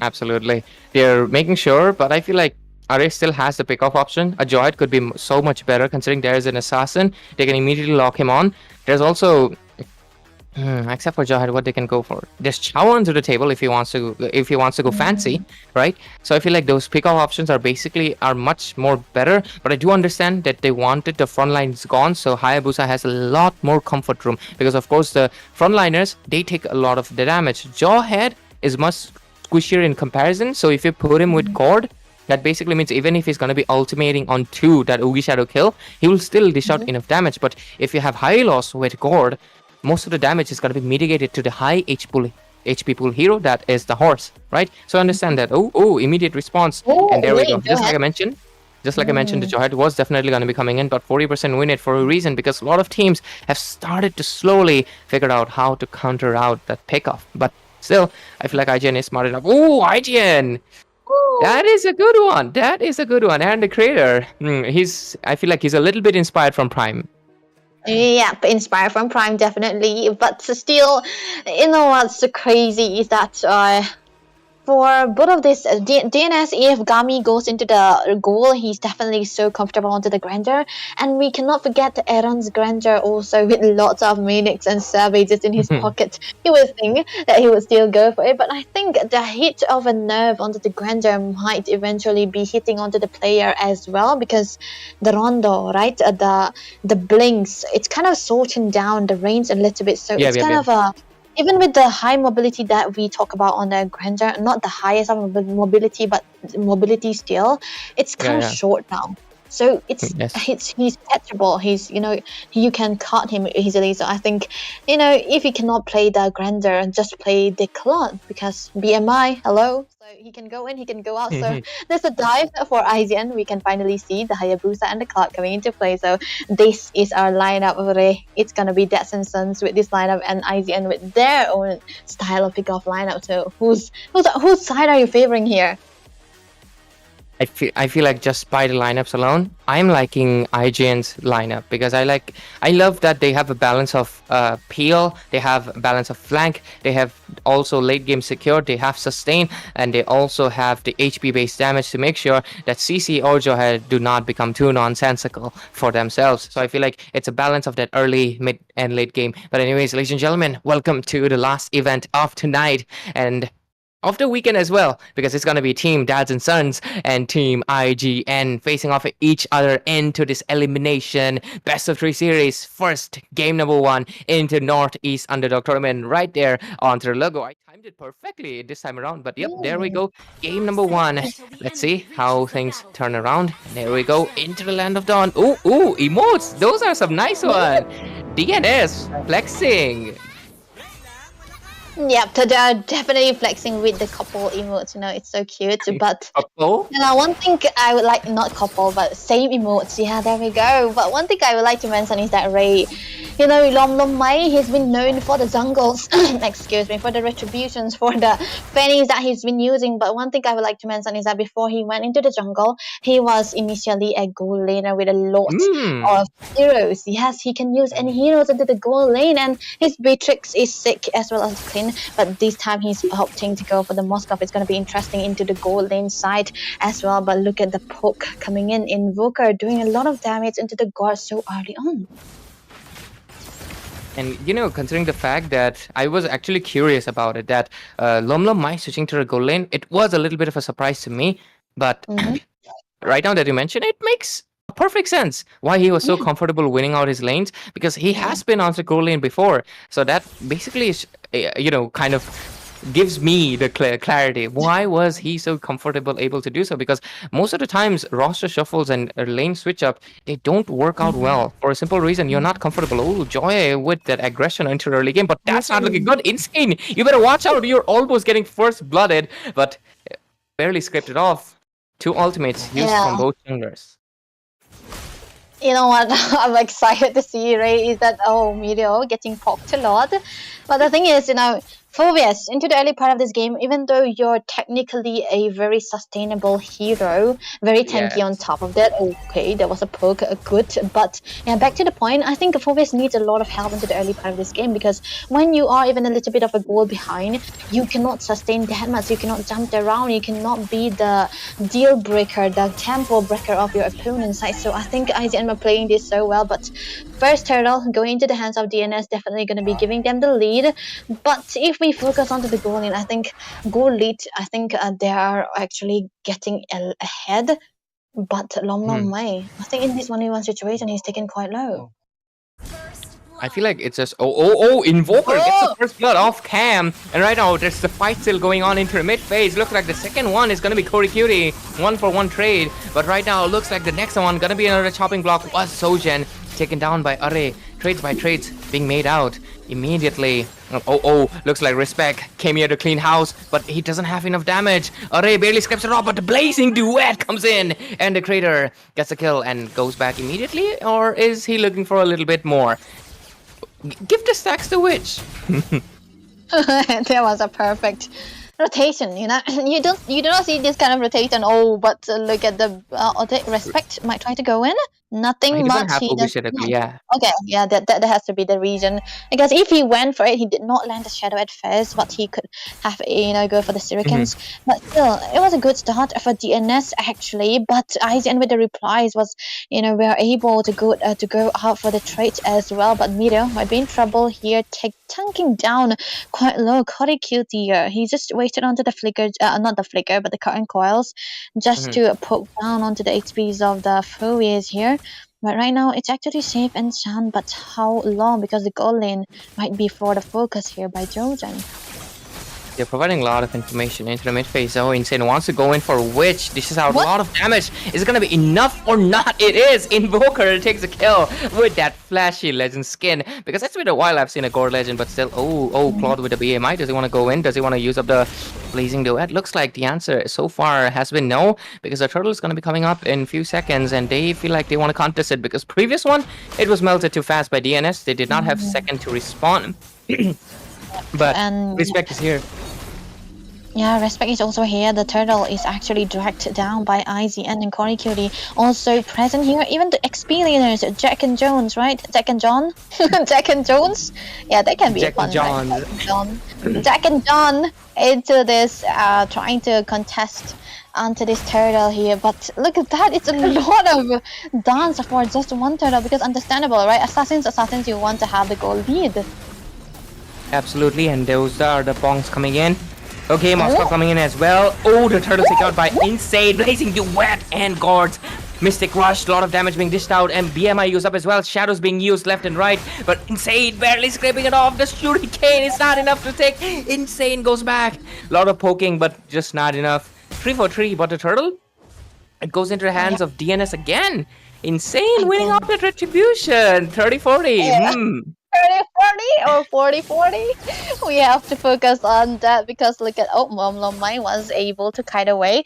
But one fun fact is actually that Respect and Insane, they do not have the best kind of retribution, right? I even mentioned that Insane, if Insane have 30% retribution rate, actually Respect is going to be having 40%, but right now Insane winning out on the retribution just means that he may be getting out the Respect, but we can see, we have to see into the next neutral objective. But right now War X already onto the hands of Corey Cutie, Mr. Jack here, so definitely he's going to be having the true damage. But Josen trying to stun out, giving out the beaten, but thinks better of it. But also an anti-heal for the God Invoker, Mr. Indo Importer. But look at that. Look at the damage that's coming in from Gord. Like, is this too much Gord buff? Because he's melting tanks like it's nobody's business. What is Carry? Who is Carry? Why is Carry is the question. Because this guy is just doing the business. He's melting tanks. And that's what you basically need when there's two frontliners. I know. Looks like they want to go in for, but the stuns are just a little bit hell of an annoying. And they go back. Yep, they actually go back to, but like I mentioned, anti-heal already into the hands of Mr. Invoker, so that means that he's going to be having the damage required as well. And yeah, true damage on top of that. This is going to be a lot of combination that he did right now, but 10 seconds, under 10 seconds, the Lord will be, the turtle actually will be spawning out, and both of the teams will be focusing here. But if you focus on to the rotation wise, Lom Mai already onto the bot side, which means that Corey QT here will be faster in the rotation, but actually Mido is also here, so Jack and Jones I'm sorry man, Jack and Don back in the turtle pit again. Into the turtle pit we go. There's a concealed play, man. Respect this time around. 340 wins it out, blazing to it into the land of dawn and dishing out so much damage. But looks like and the creator, you might have bit. No, he bit just the perfect amount. There's the SOD connecting in, but still that's not enough. But into the other lane, into the far lane. That was close. Lom Maido into the far lane. He's pushing in. Insane. What are you doing? 1 HP buff steal? That might be a little bit too much in it, but no, it's not. He gets it and goes away because he knows Respect doesn't have the retribution. He just used it on the turtle. Good use, good use. And the creator trying to do the same in the top lane, but looks like he's paying respect to the fact that Array is present. It was actually a very bestie movement right there by Are, trying to save out onto Insane there, where I run the creator was trying to dive in, but also a good trade coming in for the side of Lom Mai here, trying to trade out onto this turret as well. That? And Insane, he was also trying to go for the blue buff here, but maybe there's a possibility that we're going to be seeing a fight because all the resources are up, but Respect does not have the shadow kill. Where did he use it though? He used it on the jungle. Okay, we did not see that. We did not see that. Oh, okay. Yeah. Sorry. What was I talking about? I don't remember. I was bluffing. I was bluffing. But yeah, Respect doesn't have the Ugi Shadow kill. He used it on Natalia. Like, she's dead right now. But conceal play. Array looking for a target. This is gonna be the Phobius, but AOG comes in as well. A lot of damage. It be dished out into the mid turret. But looks like 2 gonna be falling from the hands of IGN. Array does sacrifice himself, but he was a perfect scapegoat. They secure 2 kills. It was Witch and Mirio, 2 really important members for the hands of IGN. Yeah, stop feeding my dudes, but I'm sorry. You want to kill Witch as much as possible, right? Because Witch, but it's a vampire actually this time around. It's gonna be stacking up quite a lot, but look at that, Insane trying to dive in, maybe just for the zone. This is such a good movement coming out from Insane here, trying to be the zoner as well as a damage dealer on top of that, and he's already gotten out the Holy Crystal under 840 seconds. That means that he's already ahead, even though he is, for assist right now with just 1 kill. He's got all the compensations that he's been needing, so that means he's comfortable. He's going to be dishing out the damage, and he can be the donor on top of that, and possibly the damage dealer too. Even before Lom might arrive, to try to be that main DPS that they require. But the Lord is already up, and DNS and IGN both. I think both are trying to set for him. Meanwhile, Lom might with the split push here still. He's really trying to commit to the Moskov gameplay as much as possible because look at that. He is just focusing onto the bottom lane and but that basically means that IGN has to focus on the business into the bottom lane, and since he has the SOD, he can just come back anytime, and because of it gives the edge into the Lord Pit because look at that being melted really fast right now. But there's the SOD connecting, and there's the AOG coming, blazing duet used up on the Lord. Respect secures it 30-40 again, but Lom Mike from the backhand takes down Respect. but he has to pay for his life. Invoker is the one securing the kill. So far, one member on the hands of DNS, and they lose 2 again. 8-6 score. DNS still leading on the game, but Lord, it's into the hands of IGN. Yeah, insane. Just being 30% again. In respect, he's just making up for the lost turtles that he did into the early part of this game. So 30-40 still with the retribution rate we're talking about. And so this is going to be saving them a little bit of time and trying to go for the for the a little bit of burst damage that they require, because already 150 stacks into the hands of the Sicilian, which means Witch is not going to be hurting just yet. 11 minutes, I think it's a little bit too late. If he wasn't focused that much, he could have stacked around 200 at this point, but sad story for Mr. Witch. Oh wait, yeah, Sir Mr. Witch, Coach Witch, whatever, Witch, Leader Witch. He's not gonna be having that, but look at the mid side. They got taken down immediately. That was 3 resources being laid out from the hands of IGN. I know they're using up another one. There's a concealed play. Zojan coming in with the taunt. Looks like the main target is the guy on the surfboard. Shut down for Aaron the Creator. Takes the kill from the Gourd. Invoker finally getting the punishment that he has been long awaited for, because I feel like he was kind of prepared, like, I'm gonna get taken down sometime, but it took 11, almost 12 minutes to take him down. Invoker's positioning has been pretty immaculate, and also DNS, gotta give it out, they have been protecting their mid lane really great. Yeah, like the joke goes on, right? He's Indo import, so definitely he's gonna be having the better microphone. Yeah, that we saw with the positionings that he did. We have thought that respect onto the Hayabusa will be having much easier time trying to take out the Gourd and Immobile Hero with a lot of damage on top of that. But yes, just one that's under 12 minutes of this game is kind of a shocking revelation for us as well, because this is Invoker we're talking about. But what a good gameplay coming out from him as well, because he has been such a nuisance, opening out the visions with those balls, okay, and dealing out the damage, true damage on top of that with the chains up in the Gourd as well.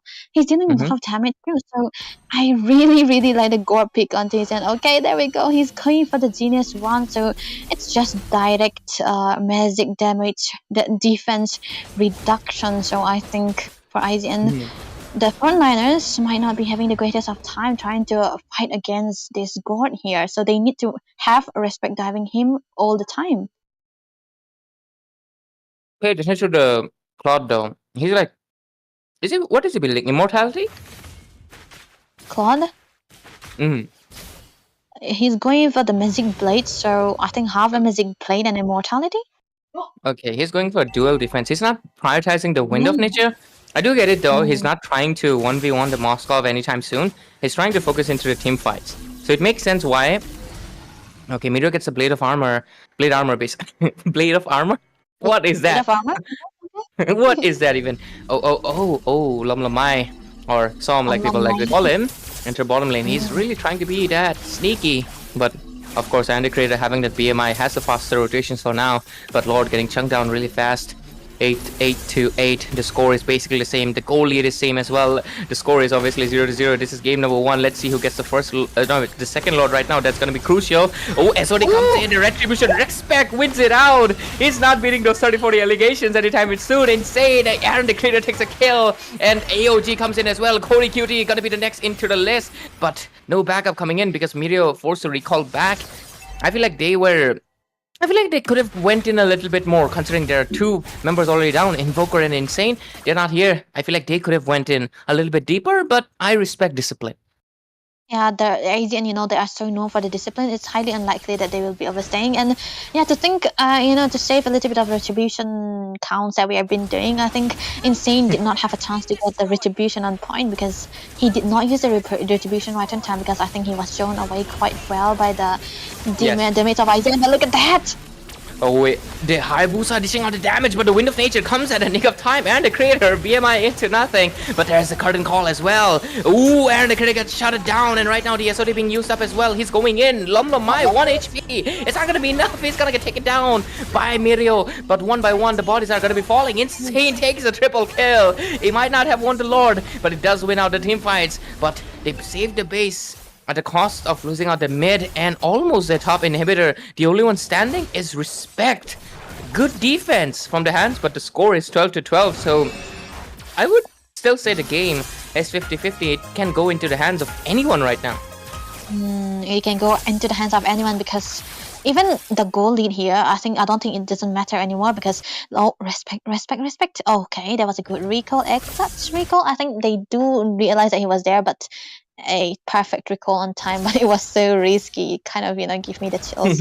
But yeah, talking about the position of Lomlomai right there into the Moskov, I think it was a good way to try to take out the damage onto IGN members. But Miro, like you mentioned, already got the blade armor, which means that if you try to attack him more, you're gonna be a little bit suicidal.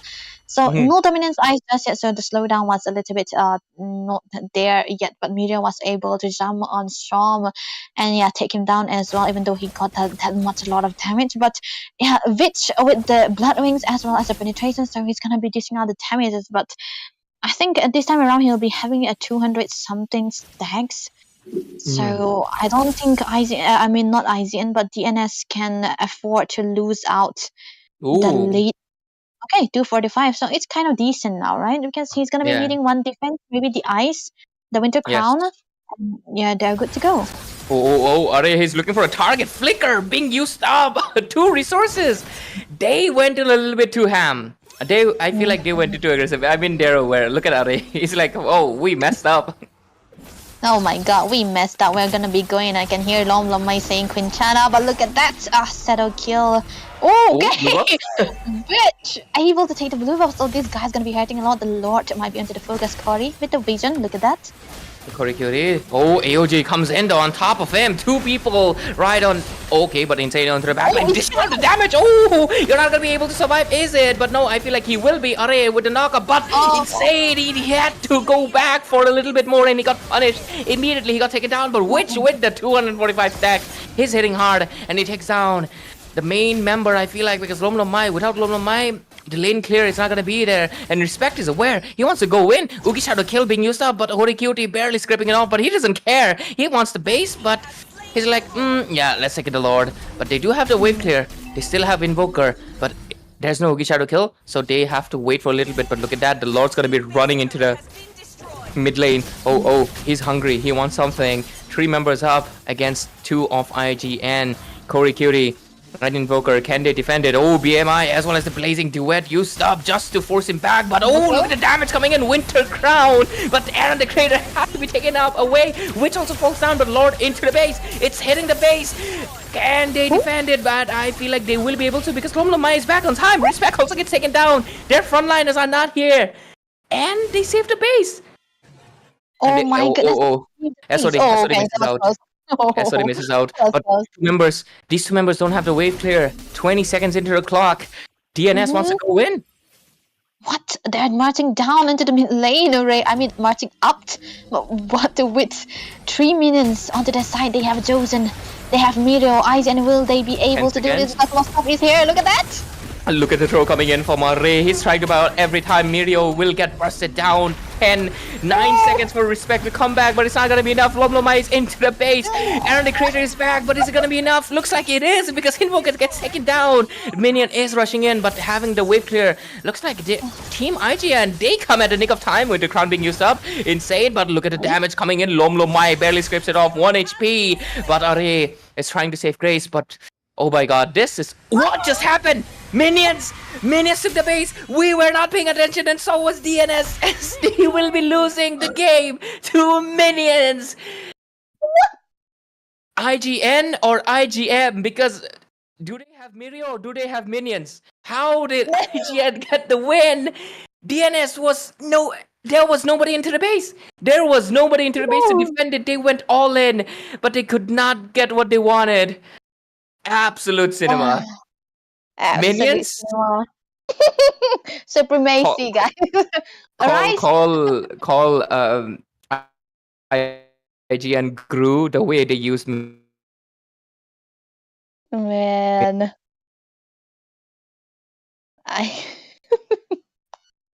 This is so crazy, actually, right? Minions, I think actually DNS made a little bit of miscalculation. They sent out Insane into the bot side trying to clear out the minions, but who was onto the top side clearing out? Because they do have the minions, but it was a long, slow push for IZN. Even if Insane was trying to go for the clearance. He wasn't able to because the super minions were already up. And there came to a point that they weren't able. He wasn't able to clear it out, and the perfect spawn time for Mr. Sir Respect onto the Hayabusa. He ulted out the minions, and Cutie died there onto the CC as well, even with the use of the Winter Crown. And it was so crazy. I think I'm gonna be angry if I was DNS. Why did you not clear the top lane? Go back, you idiot!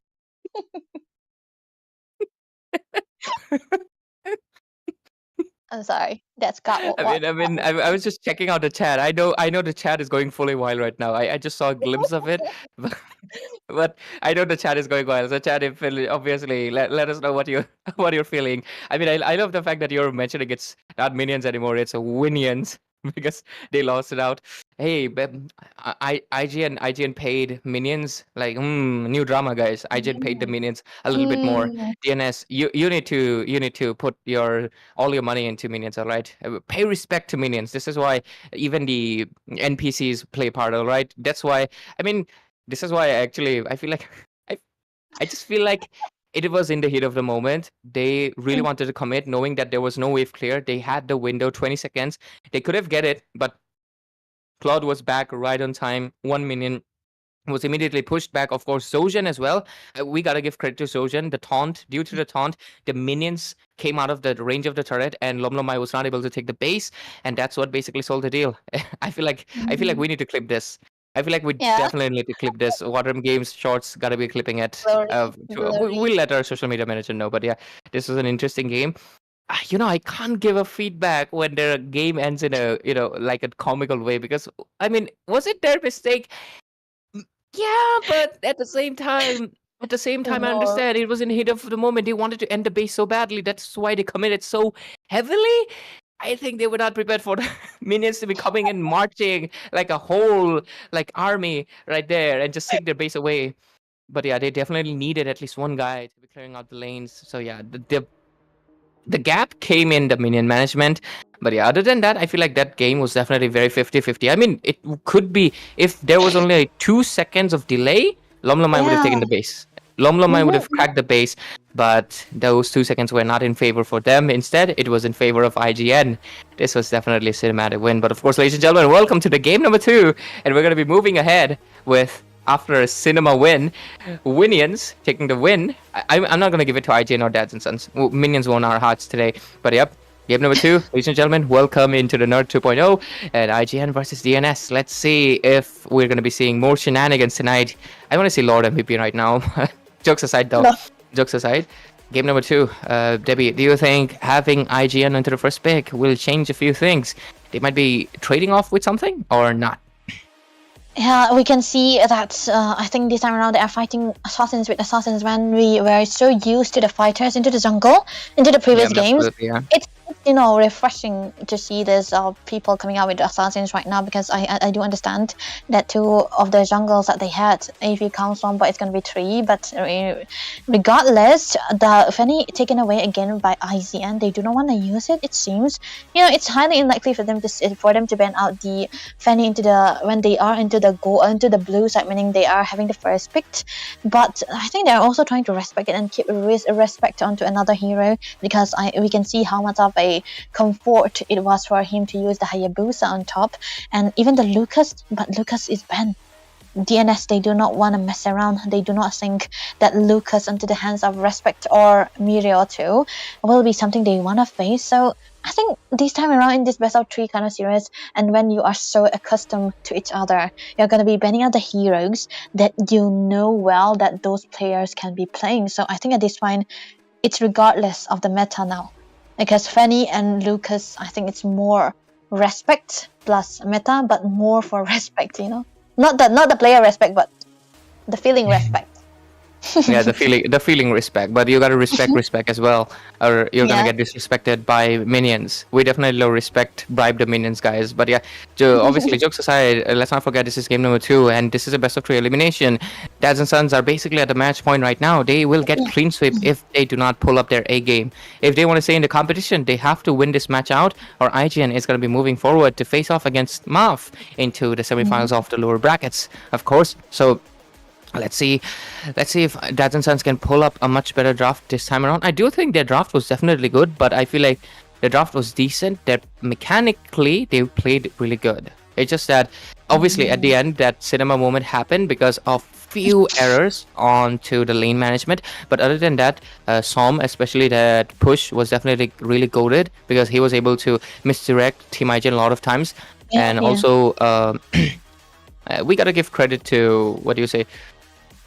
The Gatot, Sojin ultimate a lot of times was forcing Invoker to be in positions that they were basically not able to dish out the damage, and that gave respect windows to basically take down Insane a few times, and that obviously, I mean, that's the whole reason he was able to secure so many objectives, is because Insane was forced to either go back or not be near of any objective, and it really helped them to win out the retribution, because of course when if you're both terrible in not terrible. 30-40 retributions. We love you guys. Respect and Insane. Don't worry. I love you both. But yeah, we're just playing around here. But yeah, the thing is that obviously when you're both assassins, that's what they're trying to. IGN. Witch. Okay, Ray. I think Witch owned this here. I'm so sorry, but. Josen onto the hands of Sir Witch here. He's definitely gonna be picking away. DNS made the mistake of opening this hero, so Witch will be abusing it. So he's gonna be using this to the full potential and to the mid lane. So DNS, they have a respect ban for the forwards. They wanna take away hero from Video and give away the Juicin. So Witch now has his hands on the Juicin. He owns the hero now, so you are gonna be seeing what they're gonna be countering it with. But still Insane going for the for the joy still. But the Badang, I really like the Badang here because it opens rooms for a lot of sets. Are you back? Are you still frustrated? I'm not frustrated. Okay. No. Which gets the pass? I mean, no lie. I used to idolize him. Like, of course, who hasn't idolized? Like we all have phases where we have the K-pop phase. Indian ML players, they have the IGN phase. All right, especially older ones. They were obsessed with IGN, and maybe EVIL Esports as well. But still, I feel like I used to obviously idolize i7 and Witch. So Witch gets the pass, but obviously I'm just lending him. She's gonna be back. I mean, she's literally behind me. All right, she's mogging. Look at that. She's doing that. This Bustin. Volty would say. Bustin. Yeah. Bustin. You know what's Bustin? It's gonna be ICN Errand. And to the Herit, he's gonna be securing us. So no more Granger. Not anymore. The hero is cooked when Errand isn't picking it, so definitely do not use the Granger anymore. Crazy. Guys. That's crazy. That is good. That is actually good, Devi. Like the hero is cooked if Aaron is like, nah, I ain't using Granger anymore. Ooh, Invoker, a classic pick. A classic pick for Invoker. When everything falls down, go with the Novaria. And funny enough, Novaria makes sense because Zushin, she's close range. Heavy CC mage, you don't want to stay nearby her. So if you pick up, let's say, a Sicilian, you're gonna get bullied. If you pick up a Vexana, you're gonna get bullied. If you pick anyone, you're gonna get bullied.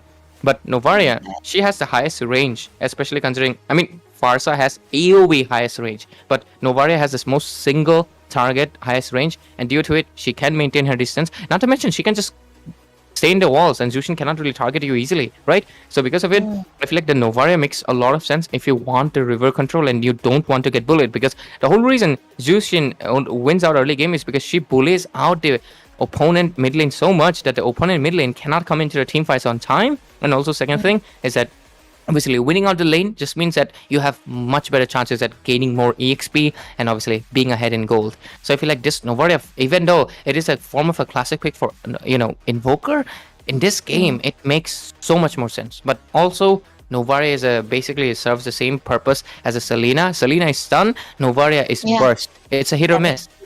If you don't have 99% accuracy and sniping skills, you're basically just gonna be a vision bot for your team, which is gonna be really losing the efficiency. But I do have trust in Invoker. But at the same time, they're facing off against IGN. IGN is aware that they're gonna be making sure that they dodge those astral recalls as much as possible. But a trade-off event. Oh, DNS.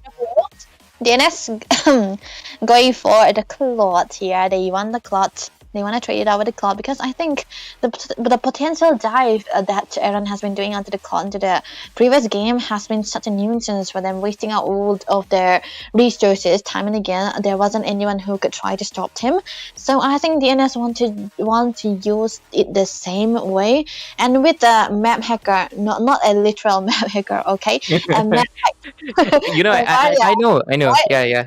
It makes so much sense. It's map hack. It's 100% map hack. But to stop map hack, there's gonna be, of course, the raccoon. This is literally Rocket Raccoon from Marvels. No doubt about it. This is Rocket Raccoon. He's tech savvy. He has teleportation tech. All right. So yeah, Rocket the Raccoon coming in, and there's of course the Wuxia guy. I mean, if you guys are aware, if you read Chinese novels, like Suyo is the most like Chinese main protect kind of guy, like long hair, muscle, Giga Chad is a 5,000-year-old warrior. He fits that category, and a lot of girls like him.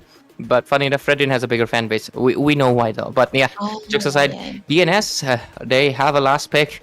And it will decide whether this Barang goes into a roaming position because they do have. Oh no! They go in with the Carmilla. And funny enough, Carmilla and Novaria synergize because they both basically give you more. They basically make AOE easier to land. And combined with the Claude Blazing Duet, I feel like we have something very spicy cooking up here.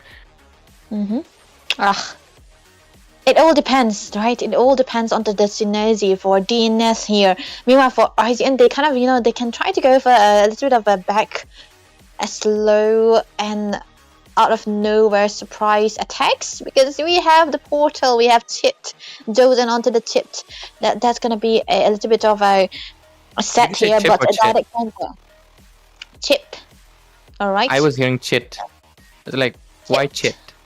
Chit chat. No. Chit chat. The chili chat. Okay, so enough with the chit chat because I'm saying chip, chip. Okay, but a direct counter, right? For the chip, the Carmilla here. The chip. Definitely, we're gonna be seeing what C can do. Not a C, but Are is a goated roamer. So we're gonna be seeing what he's gonna be doing here because I think most of the time. When Invoker is, I think he will be used to scout out where Josen is gonna be, and Are might try to match up with the rotation, but I do not know who's gonna be faster because here, let's go, Ray. Absolutely, Debbie. We're going to be heading straight into Land of Dawn. Ladies and gentlemen, welcome to Northeast Underdog Tournament 2.0. The banner is going to be coming up. I did not time it well, but jokes aside, this is going to be game number 2 of this best of 3 elimination between IGN and Dads and Sons after the first match won out by Winions. This game, number 2, is going to be crucial for DNS because they got to make sure the minions are in favor this time around. And oh, look at that. The cute emote. I love it. But yeah, the score is 1-4-0. And this game is going to be the do or die situation for Dads and Sons. And right now, intercasting this, of course, is going to be myself, Ray, again. And joining me is, of course, the beautiful lady. It's going to be Debbie. But yeah, the goated roamer, talking about the goated roamer, I would really damn Novaria is getting bullied, but yeah, I would love to have a goat hero. Like a literal goat hero. Like a literal goat hero. Like a goat? Yeah. Like we have raccoon, we have tiger, we have horse. Where is the goat? We need a goat hero. So I can play it and I can call myself I'm the goat. Okay. I mean, please don't do this, Montoni, if you hear, Ray, because I don't want to see a literal goat in a Land of Dawn, because these much heroes are enough. No more animals, please. We do not want to bully animals. Talking about animals, right? I think Lom might have a little monkey onto his shoulders. With the DHS, he's gonna be hitting a lot of the later part of this game, extra damage, and the sustains and the shred as well. But he's gonna be needing a lot of equipments, which means a lot of gold. But Insane might be caught.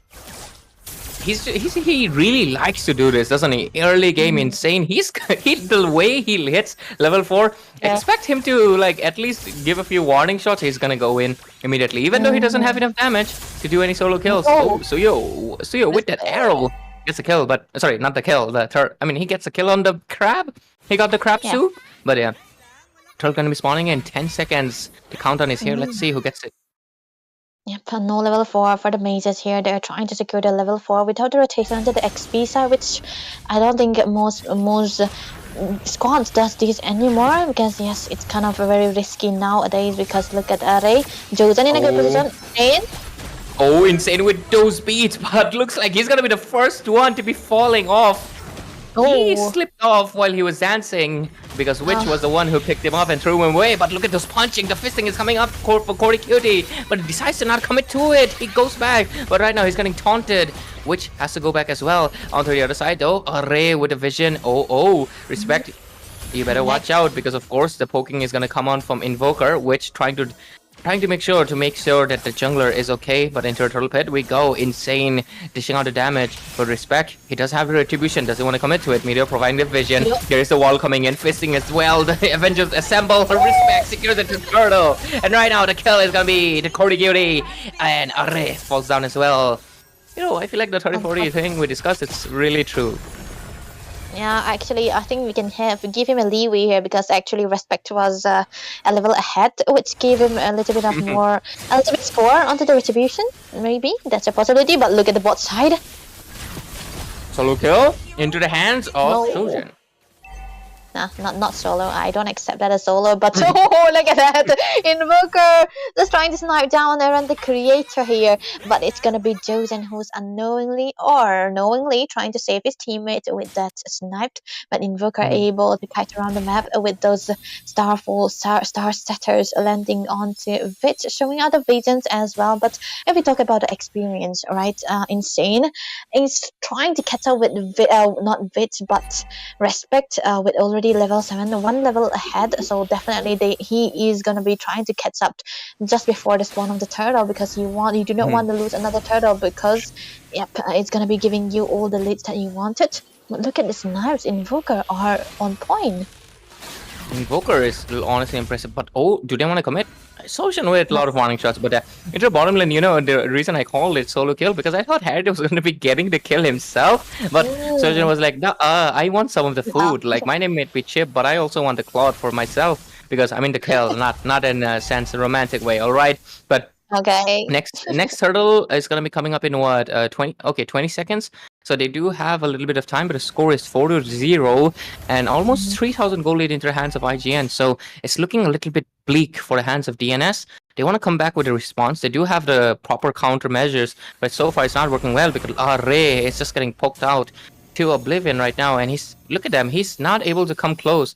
The Zushin is just making sure he doesn't get to do any of his business. Yeah, and I think Array is so melee of a hero. He's gonna be needing all the flickers for the Curse of Blood to be connecting. But the turtle already onto the focus. Okay, Insane. Look at that dive. Respect gets the turtle for himself, but there is the Curse of Blood coming in as well. But one lift up, Corey Cutie is gonna get lifted to his base, because he will get taken down. He's gonna be waiting for a respawn timer. And an invasion coming in as well. 2 members taken down so far, 6-0. IGN with the snowball composition. They are just nailing it from top to bottom, but we do have to wait out for, of course, Som to be farming up. But is he gonna be able to farm up, because the aggression from Aaron the Creator, and there is BMI back lane, but there is the Blazing Duet used up. But look at the burst that's coming in from Aaron the Creator alone. Conceal used up as well. Looks like Lomai gonna get bursted out. Right now the backup is there. There's a fisting coming from Corey Cutie, but he's not gonna be able to take all of the damage that's coming into his face. He has to go back to his base again. He just came back and he got taken out again. Yep, that was actually so bad. for DNS here because those are on to the top lane. The flicker committed. Look at that. Might be a problem for Insane, but the electrifying beach with the movement speed will be able to help him survive that onslaught. But oh my goodness, that was a fast rotation coming out from Joes, and with the help of the portals, too much of a pressure coming out from IGN. The structures already taken down, 2 structure onto the hands of IGN. They are trying to focus onto the mid side again. A lot of poke. Eddie, I think he haven't been able to, be in a position trying to land onto the Curse of Blood. So I think he's just trying to position himself well to trying to make a set, because I think that is the only thing that DNS are dependent on. Look at that!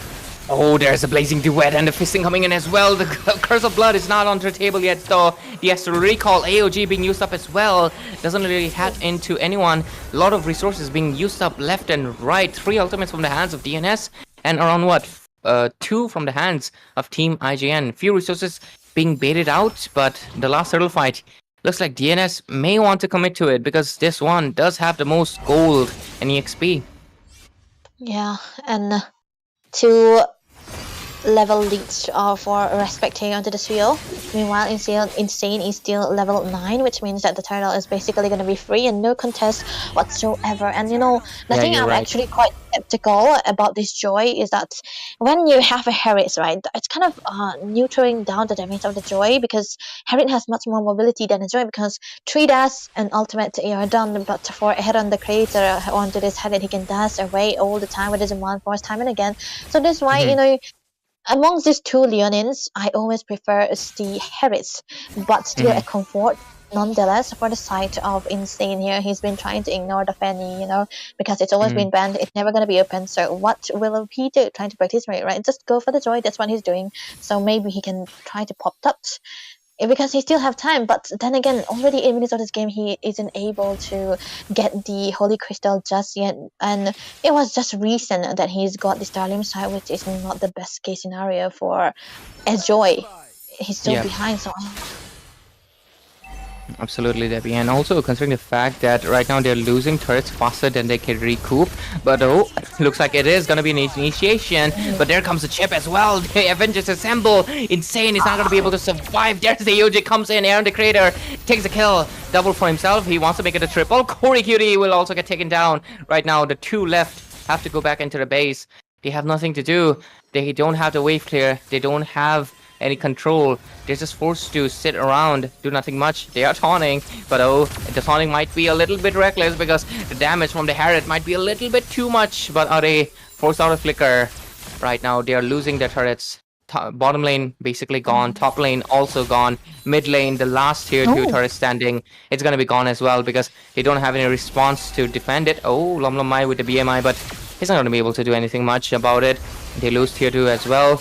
And only the inhibitors stand. Yep, and the Holy Shield is also being messed up onto the top and the bot lane, so definitely something that IGN can work around with, because if they take this Lord right now, it's spawning already. They are not trying to decide. They are not trying to take it just yet because they are actually waiting on it. Maybe trying to bait it out. Okay, they can be ready to take down this Lord because whenever it's marching down, they'll be able to utilize this Lord, trying to take at least 1 inhibitor. Like I mentioned, the Holy Shield is already gone. Just the mid lane is onto the focus.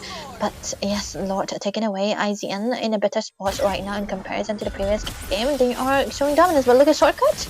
The shotgun into the bottom lane. They force out so many resources, but there's Array coming in with the Curse of Blood, connects into 3 people, but it's all alone in front. There's just no backup because that engage was a disengage. But Array maybe mistook the call. He went in a little bit too deep and he got taken down immediately. Lomlamai does have the blazing duet for himself, but what can he do other than just wait for the Lord to be coming in from the mid lane? They do have the blessing of the turrets, so the Lord will be dealt with, but for how long? The score is 12-0 and an absolute 11,000 goal lead in their hands of IGN. A pure massacre that IGN is showing us tonight, and it's all because of my wife Lucian, okay? But anyways, Lord's being pushed out. That was a little bit good time from IGN, but there's the Corey Cutie. I don't think he's gonna be surviving, but no, it was the first Insane who got taken down.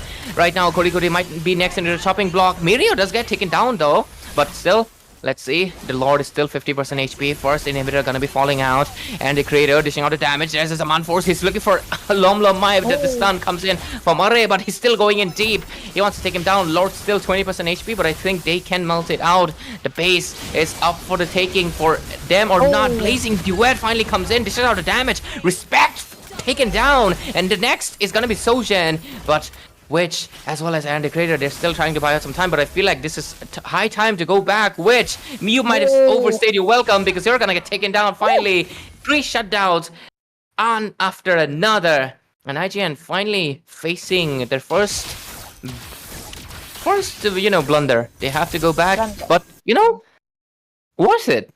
No inhibitors left for the hands of DNS. They basically can end it on any moment, considering the fact not a single turret has been taken down from the hands of DNS just yet. And I think it was such a good reason, a good way for Koryu to try to set up an array with the follow-up as well, That was perfectly on point, but then again, like I mentioned, the base is practically naked for the side of Team DNS. They will have to always go back and try to clear out all the lanes because they do not want the minions pushing in.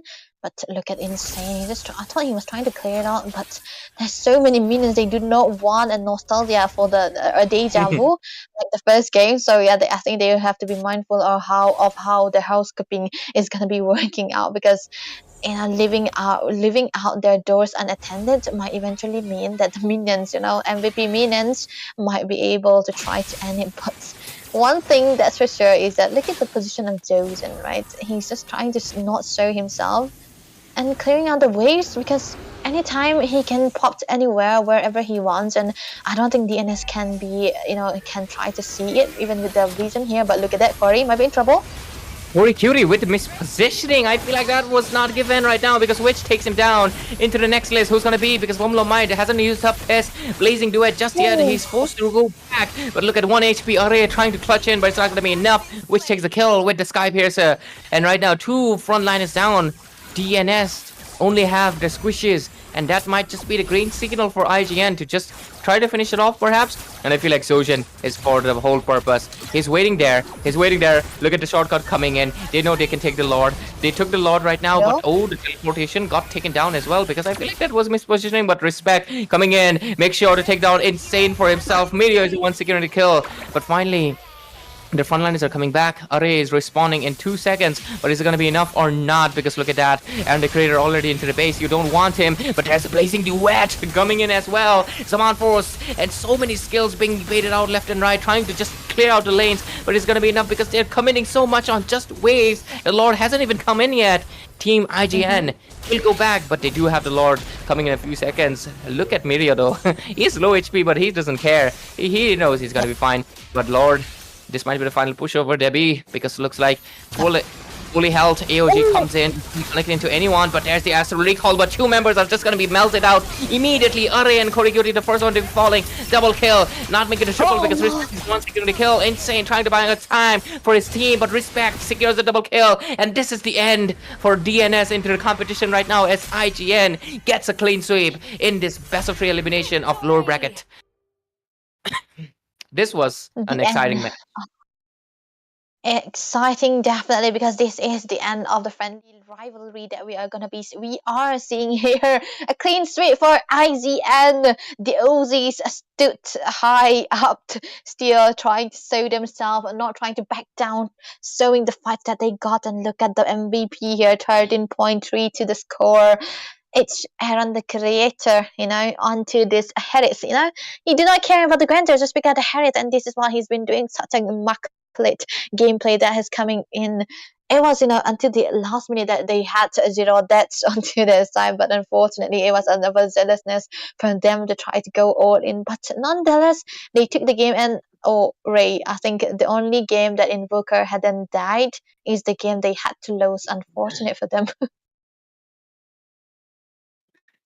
Unfortunately for them, yeah, definitely. But this experience was honestly really great. And IGN, I'm loving the fact that IGN is coming back online, because they were, we knew what happened to them in WFA, right? They lost to Special Grade, and since then they lost to numerous teams, and because of it, they were basically in the downfall era. But right now, looks like they are in the redemption arc because Dads and Sons, they're not just any team. They're one of the top teams, and not just Northeast, but in India region as a whole. And we can clearly see that their strength was definitely showing. And I just feel like IGN was able to outdraft them, forcing.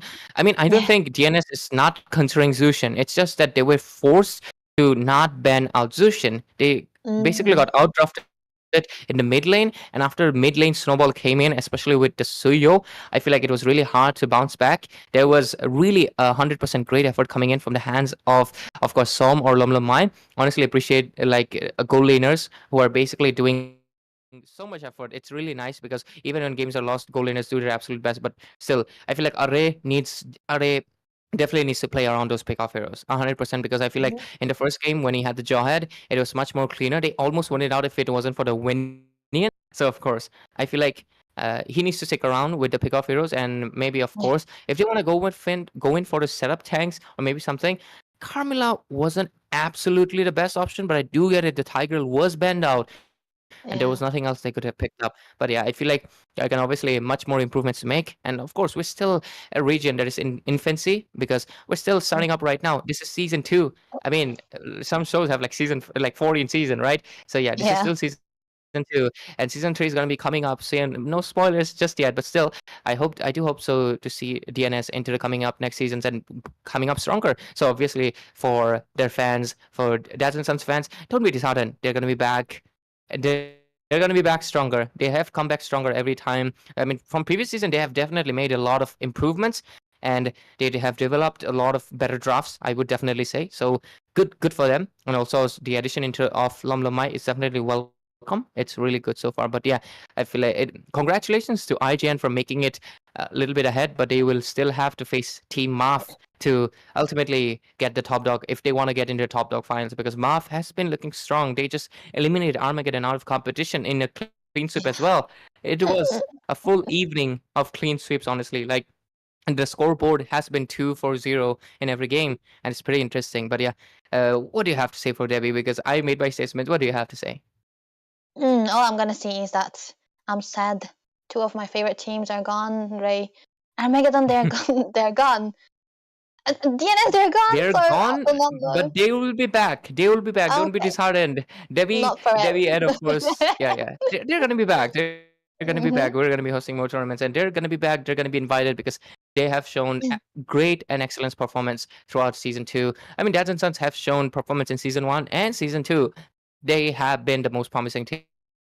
I'm really willing to see on top for them to be in the finals sometimes. But of course, the journey is still going to be going, and I'm really hoping to see them more. But of course, congrats to IGN too. IGN was also not able to make it previous time, so maybe this is the time IGN gets to make the shot. But of course, I mean, we'll be a little sad that DNS and Armageddon got eliminated out tonight. But hey, it's just a learning experience. It's just a learning experience, and I hope they take it to heart, and I hope they come back even stronger, because Armageddon, like, whole competition, like this whole series, they were looking like the team that could potentially be in top 2, but unfortunately they went out, but they were looking so strong for a reason. They had great moments.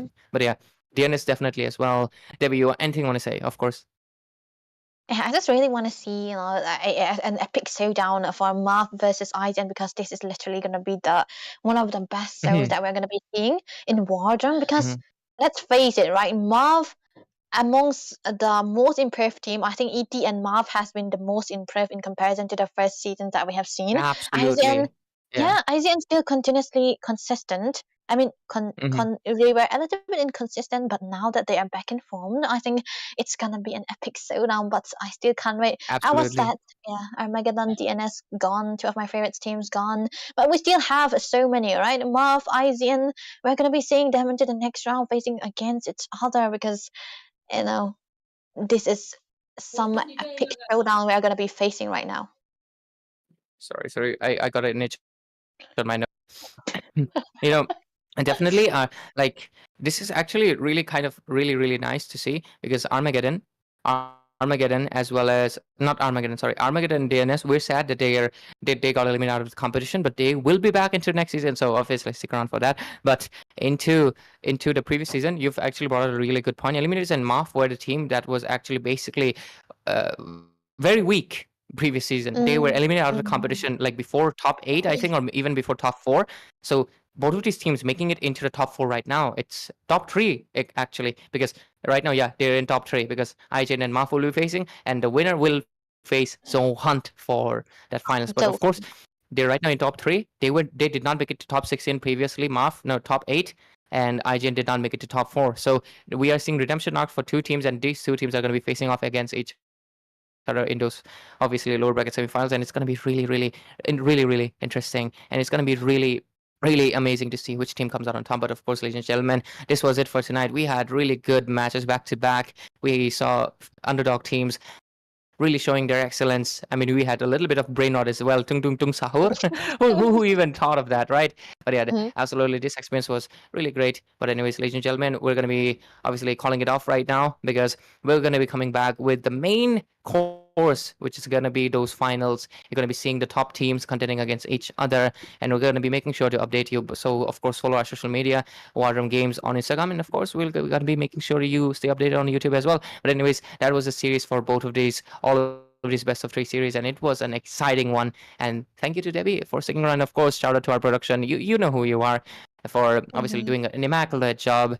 And ladies and gentlemen, that's about it. Good night and take care, and we're going to be seeing you the next time.